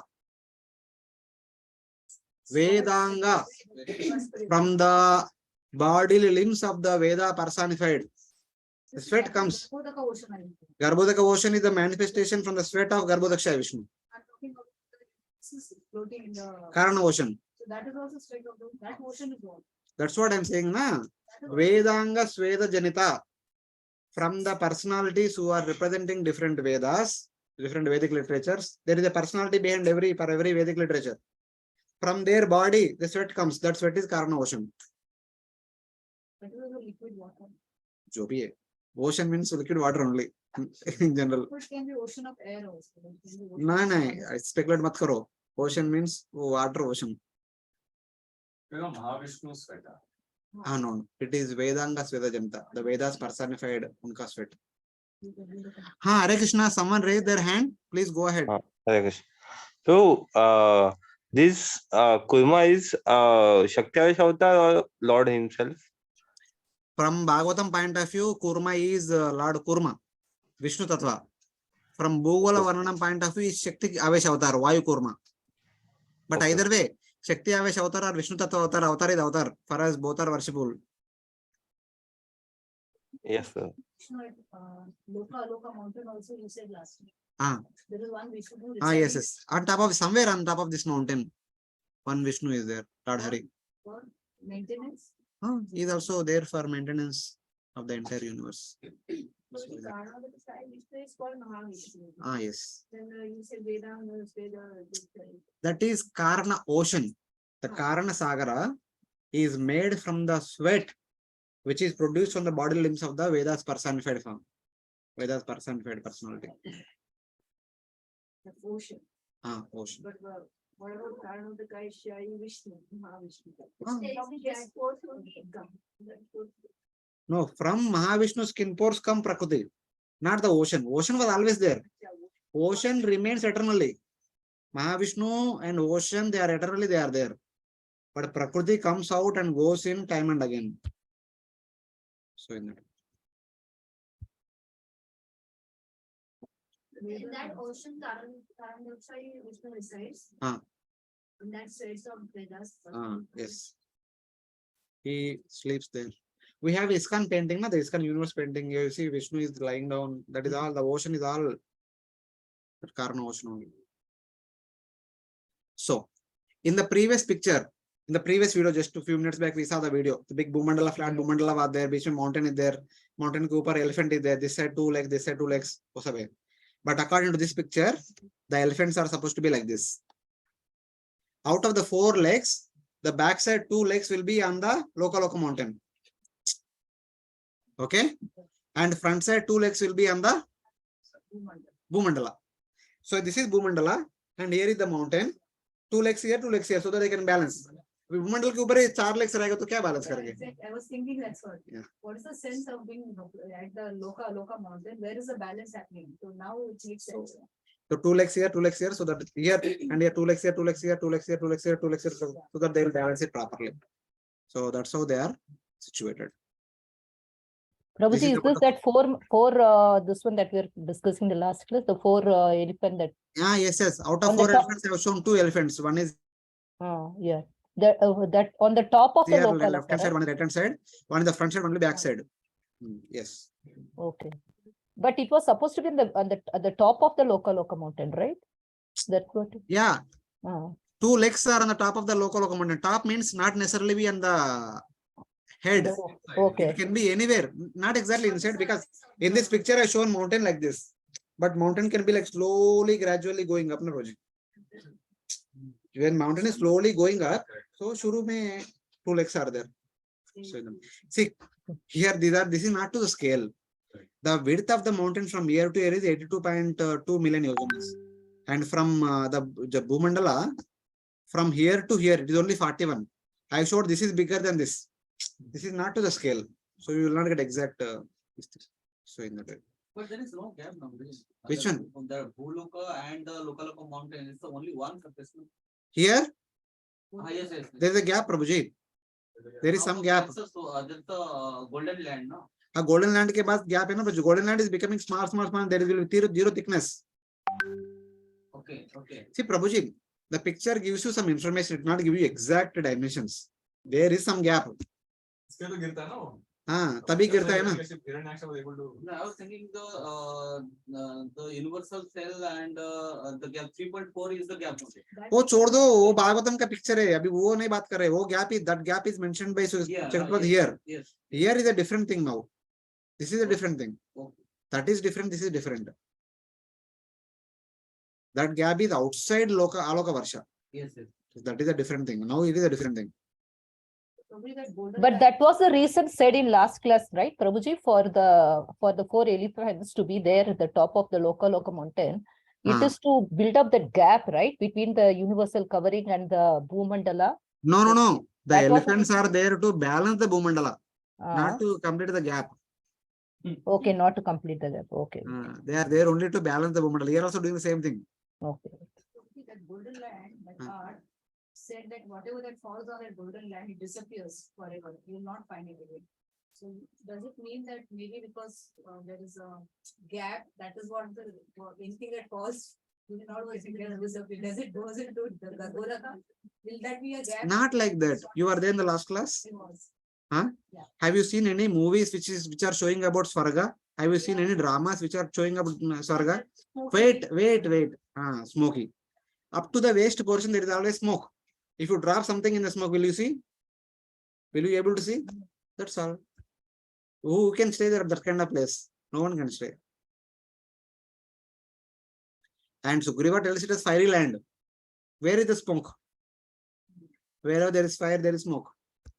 हमेशा आपको smoke दिख रहा है तो मतलब उसका नीचे कुछ फायर रहेगा. Like that is a fiery land. Don't go. After crossing fiery land, you will go to Jadrupashila. After that, you get to see the Shesha. Then come back. As soon as the Shesha, come back. Don't go further. They were able to go to that. Monkeys were able to go all the way there. They came. In fact, they came in 1 month.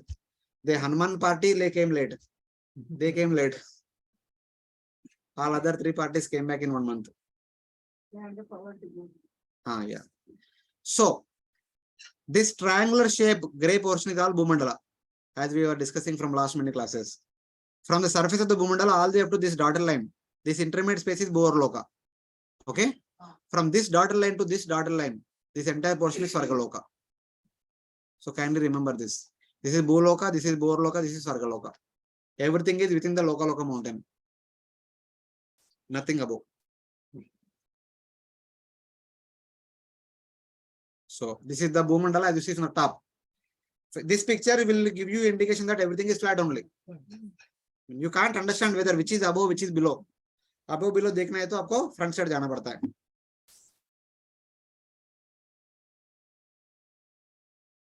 So it is like this. If you go this side, you will understand which is above, which is below, how exactly situated. and surrounding this, the local mountain is there. Everything you will understand. So it is like that.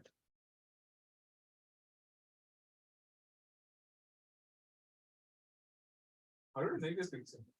It's PPT. PPT.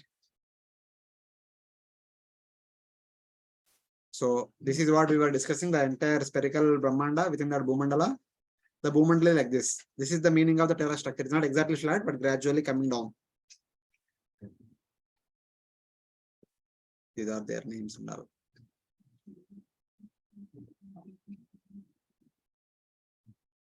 Okay. So this is how local mountain is situated. The black one is local mountain range. It is going all the way up to pole star. Because sun, moon, and all the stars are inside the local mountain, the inside area is bright.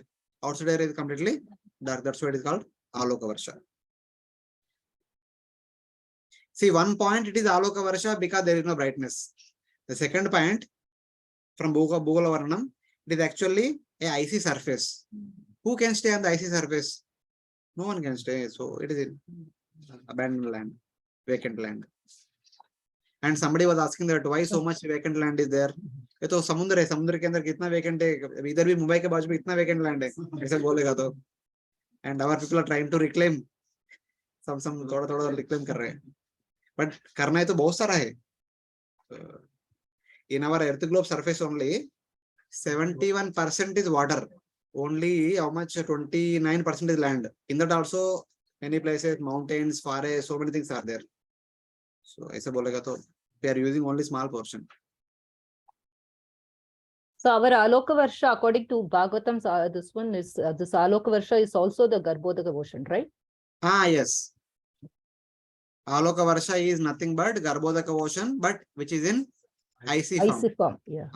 It's like that. So this is not a concept which is there in the books. This concept is there all over in the South India.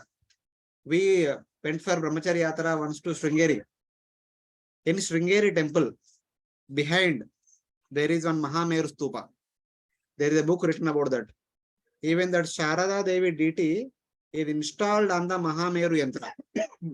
All the deities are installed on their kind of Yantra is there. So this is the Mahameru Stupa. Once in a year during Brahmotsav, they bring out this Mahameru Stupa and they worship it like any other deity. And in which you have everything, what that is there in the Bhumandala. This is like Mount Meru. The first Jambu Dipa, second Dipa, third Dipa, fourth Dipa, fifth Dipa, sixth Dipa, seventh Dipa. What was the name of the seventh Dipa? So here it is like lotus leaves. They have shown it like that. So then there's Varnabhumi, all these things. And below the Bhumandala, we have 8 elephants. 8 elephants are there. So this is there in the book. It is not only in the temple, it is there on the roadside also. In Mysore, in one of the city centers where there is a junction, they have this Mahameru Stupa in the roadside.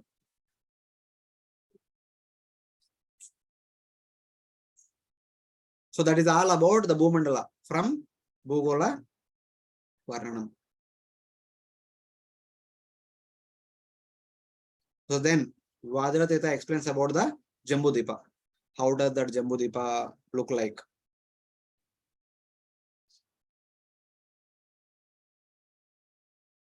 This is Jambudipa. And in the middle there is Mount Meru. The basket like Jambudipa, whose diameter is about 1000 yojanas, it is a vast land containing 9 varshas with golden Meru at its center.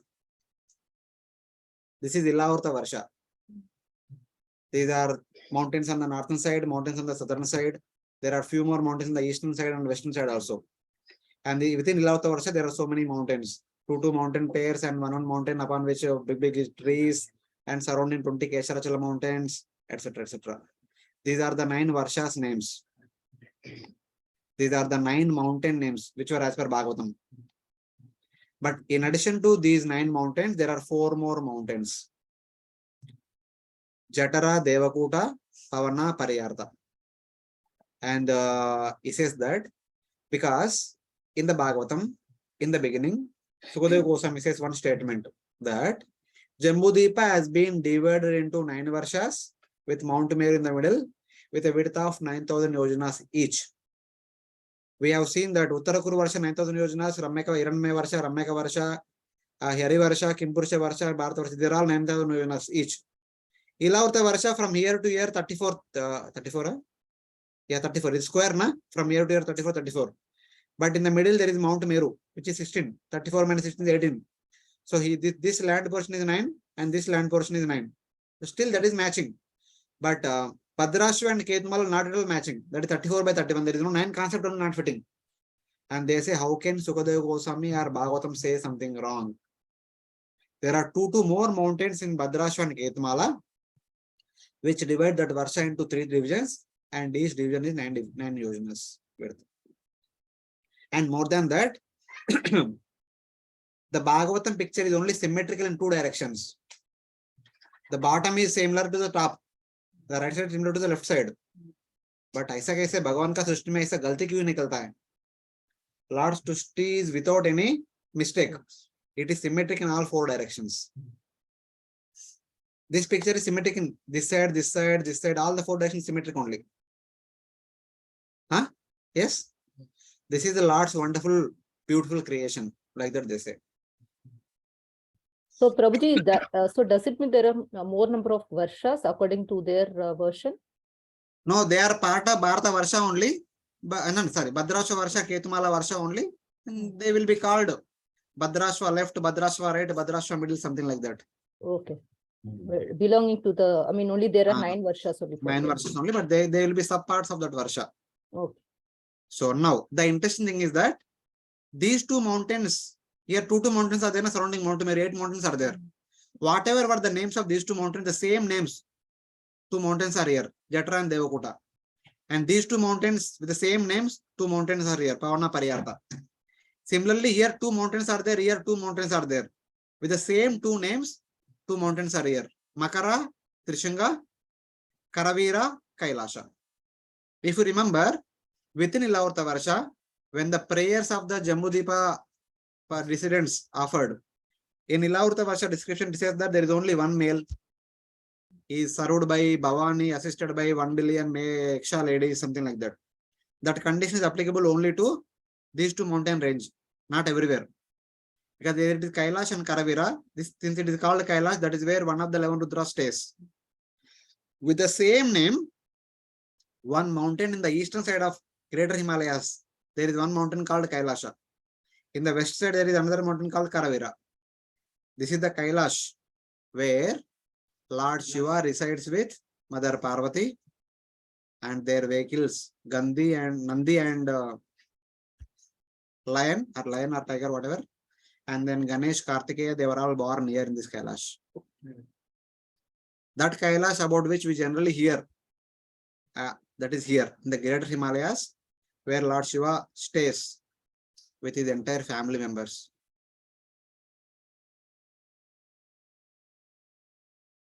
So Prabhuji, there is, I think, this in the Ila Varsha only that Ilaska, this one comes where, you know, everybody who enters it become woman.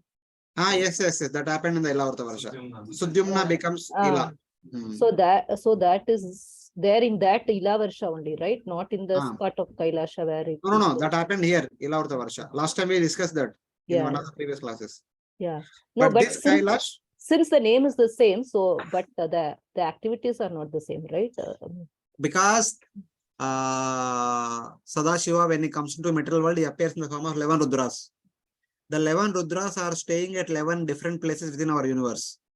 So one of the 11 is staying in the Ilavrta Varsha, and one is staying in the Greater Himalayas, and later on we discuss one will stay in the Vitala Loka, the second lower planetary system, and one will stay in the Tapaloka, one of the upper 4 planetary systems. Like that, the 11 will stay in 11 different places. So the 11 Rudras are staying at different places. Kailash is at near Kubera's planet. That is here only. This Kailash is next to Kubera's Alakapuri. Yes, Prabhu, Varun Shukla Prabhu. Hare Krishna. So, this Shiva Tattvas, Sadashiva is Vishnu Tattva. So, when 11 Rudras have come, they are all Shiva Tattva or different Tattva? Sadashiva is also Shiva Tattva, and 11 Rudras are also his manifestations, his expansions only. No, is Shiva Tattva.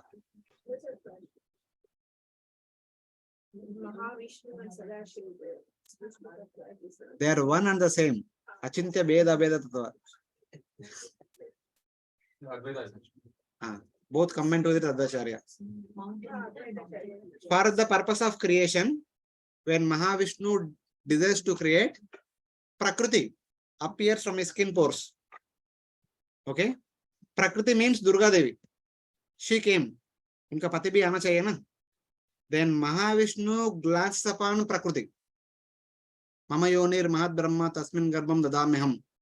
Okay? When he glances, that glance carries the remaining four people.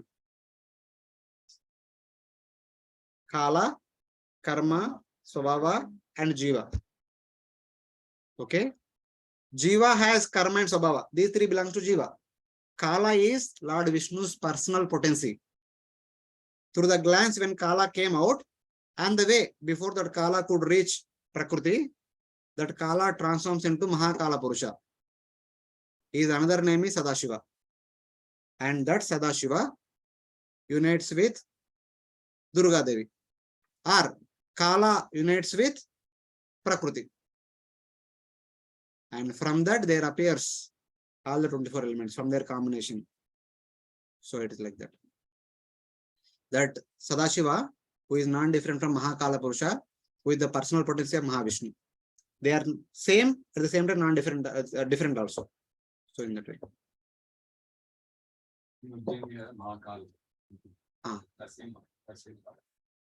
When Sadashiva always there only, he is manifestation. Here Mahakala means that when that Shiva takes the form of Tandav, destructive form, he is called as Kala Purusha. So he is the time personified. When Lord Krishna says in Bhagavad Gita, Kalosmi Lokakshay Krut Pravruddho, Lord himself is the Kala Rupa. That Kala Rupa in a way, Sadashiva. So it's like that.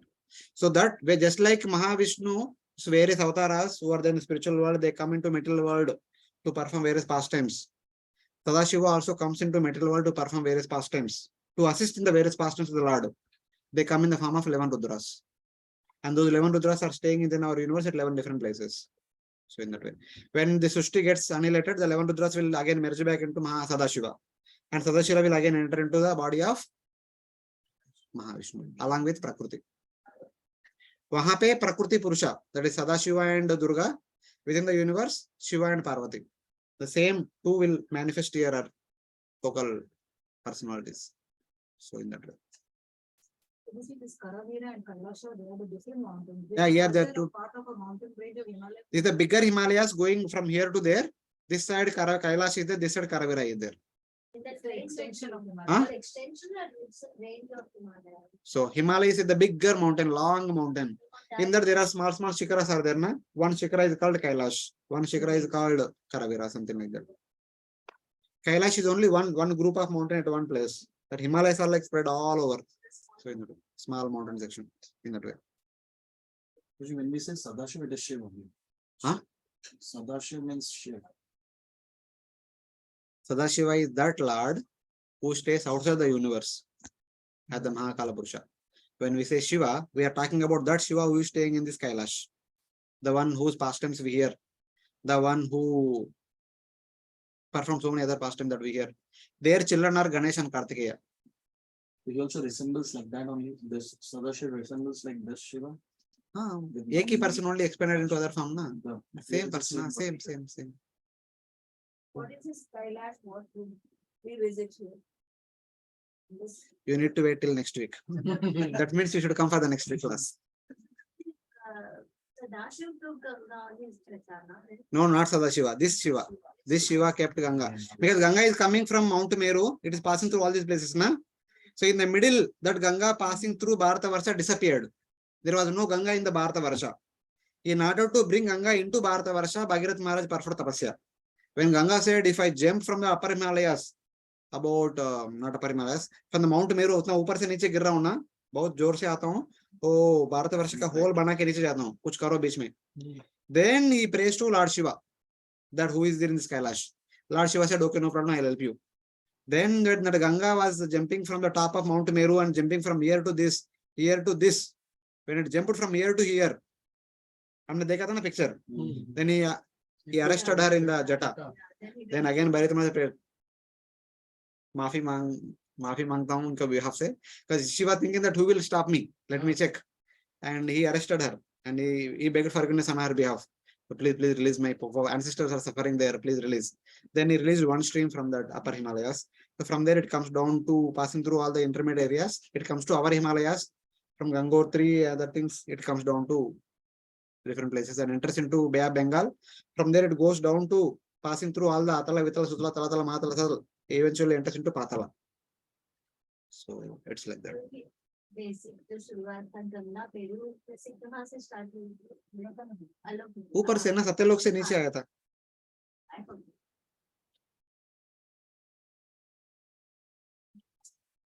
It's already 6:15. We are just this one slide we'll see and then we'll close. We will discuss about Bharata Varsha next class. This is about Jambudipa. We'll close.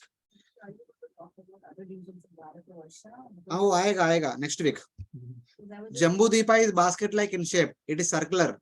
It has an altitude of 1 lakh yojanas. From Jambudipa, since it is like this, the outer edge to top of Mount Meru, the total height is 1 lakh yojanas. So that is the understanding. The sun has an orbit of 93 million miles away from our Bharatkhanda. The sun's orbit is about 93 million miles away from Bharatkhanda. The moon's orbit is about 0.25 million miles away from the Bharatkhanda. Their orbits are almost in line with the equator. The orbit of the moon, orbit of the sun are almost in line with the equator of the Earth globe. And Rahu's orbit is located 10,000 yojanas below the orbit of the sun and also inside the orbit of the moon. That means Rahu and Ketu are located within the orbit of the moon. Inside, they are very close to Earth from that point of view. Now, Vadira Tirtha had said something. The Bhumandala like this, not like this. Bhagavatam se humko aisa understanding aata hai. Should we accept Vadira Tirtha just because he's saying? Huh? Yes or no? Yes, Prabhuji. No. Yes, with some verification. We should accept Shabda as it is and we have to cross check with other things. And he says that if the entire Bhumandala is flat, according to Bhagavatam, if you take the same Bhagavatam is talking about Uttarayana, Dakshinayana, Vishuddhayana. With a flat Bhumandala, you cannot expect Uttarayana, Dakshinayana. You cannot explain. If Bhumandala like this only, you can explain Uttarayana, Dakshinayana. For that also, you need to accept Bhumandala like this. Thus, the Bhumandala should be like this. Because the orbit of the sun, moon, orbit of the sun are like exactly in line with the equator. When sun goes above this, it is called Uttarayana. When sun goes below this line of equator, it is called Dakshinayana. That's how the sun and moon can go below and above the line of equator. That's how only we can explain the we're explaining this Uttarayana Dakshinayana concepts. Otherwise, the Bhumandala is flat. The sun is always above only. There is no concept of Dakshinayana, never. So like that, they establish the Bhumandala should be like this. Okay. What about the scientist role? Wait, no science. When you are discussing Shabda, only Shabda, no science. Because science and Shabda many times does not correlate. Why? Because at the end of this presentation, we are going to talk about that. Science does not accept all these things. When you don't accept all these things, when whatever you speak about in relation to all these things does not make sense. Does science accept local mountain and all these dvipas? No, then fayda kya? They only said flat, it is flat at two sides, so equator as well, equator. Before they said only it was globe, sun is a globe, circle. So now, our Bhagavatam picture of the Bhumandala was flat. If it is flat, if sun is anywhere, he can give brightness all over the Bhumandala, flat Bhumandala. But from the very beginning, we were seeing that Parivarta Mahara was not happy that half the Bhumandala was bright, half the Bhumandala was dark. When sun is here, this part of the Bhumandala will be dark. Because the Bhumandala is like this, when sun is here, this side anyway sunlight doesn't go. It will be black. That's how, the same way when sun goes this side, when sun comes this side, that side Bhumandala is dark. When the same sun goes this side Bhumandala is dark. When the sun goes that side is bright, this side is dark. The day-night concept of the Bhumandala can be explained with this kind of Bhumandala. With this kind of Bhumandala, we cannot explain the day-night concept. It should always be bright only. There is no possibility of darkness. For example, the Bhumandala is the floor of this room. If in that corner, if I start only one line, will there be light all over? Obviously, it will be there. Because sun is above, it will give light everywhere. But if the room is like this, if I have a light here, this side will be bright? It won't be. It will be dark. That is explained in the terrace type of the Bhumandala. So like the 3-4 evidences they provide to support what they have said, that Bhumandala is terrace type of structure. It is not flat. So it is like that. No, Bhagavatam does not say whether it is flat or not. The Bhagavatam readers say it is flat. Because the description of the Bhagavatam gives an apparent understanding. Okay, it could be flat like this. Bhagavatam never ever say any such kind of judgmental statements. These are all readers who read Bhagavatam. They come up with all these different understandings. Who was corrected? Prabhuji? Wait, Mataji, 1 second. Yes, who are all the acharyas corrected Vajraja's statement? Or the flat that Bhagavatam is flat. Bhagavatam says it is flat. No, Bhagavatam does not say flat. Bhagavatam readers say, by reading Bhagavatam, they say it could be flat. Because the description, when you see something from the top, it appears to be flat, everything. Though here it could be like this, but when you see from the top, it appears to be flat only. When you see from the so that's why. And Vajraja said that it is not a flat. It is like this. Okay. And it also supports our Pratyaksha. Correct. It also supports our other parts of the description of the Bhagavatam. So in that way we can accept. So yeah, yes, Mataji, go ahead. So Prabhuji, this the terrace type of thing, is it because of the ditch created by Priyavrata when he was? No, the ditches were created later on. Before Priyavrata could do anything, it is terrace structure only. From the very beginning of the creation of the Bhumandala, it is terrace structure. Okay, but we saw that it was, the Bhumandala was a homogeneous solid form, was in the solid homogeneous solid form without any. All of us saw because I showed it like that. Okay. If I show that time only inclined like this, there could be a question. Where is the description of inclined being inclined? So uske liye main yahan tak ruka. So it is like after making the circles, when you put colors, you can also bring the 3D effect in the colors also. More powder you put, it becomes like elevated. Less you put, less density, it will be like down. You can bring the 3D effect also. So you need to wait. Rangoli gets manifested till the time Rangoli gets manifested. So in that way. Yeah, yes, you are saying something? Maybe because the what they are also may not be wrong, the commentators, the one who had explained Bhagavatam that it is flat, because from top view it's correct. What they are saying is correct. That's what. So from Yes. this side, the side angle, what the shape of it. We are not telling they are wrong. From the top, whatever shape it may be, it appears to be flat only. Simple. Mata, you are saying something? The equator is at center point, right? No, equator is not this center. Equator is like this.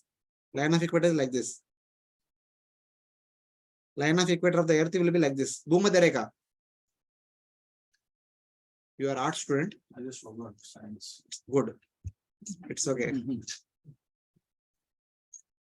So we'll stop here. So to next class, we'll continue the Bharata Varsha, divisions within Bharata Varsha, the earth globe, how it is connected, and further details. And then next class, we'll also discuss one important thing. Though Bhagavatam and all these scriptures talking about so many things, why we are not able to see all these things? But we are able to see sun, moon, stars, which are very far. Mount Meru is very close by. A bigger Himalayas, they are also very close to us. Why are we not able to see all these things? That we will explain in the next class. I mean, I was thinking that our very next neighbors in Bharata Varsha itself, they are not able to see. We will discuss next week. So many yojanas they are far out. Okay. Thank you very much for joining us. Grantara Srimad Bhagavatam ki, Srila Prabhupada ki, Jai. Anantakoti Vaishnava Bhakta Vrinda ki.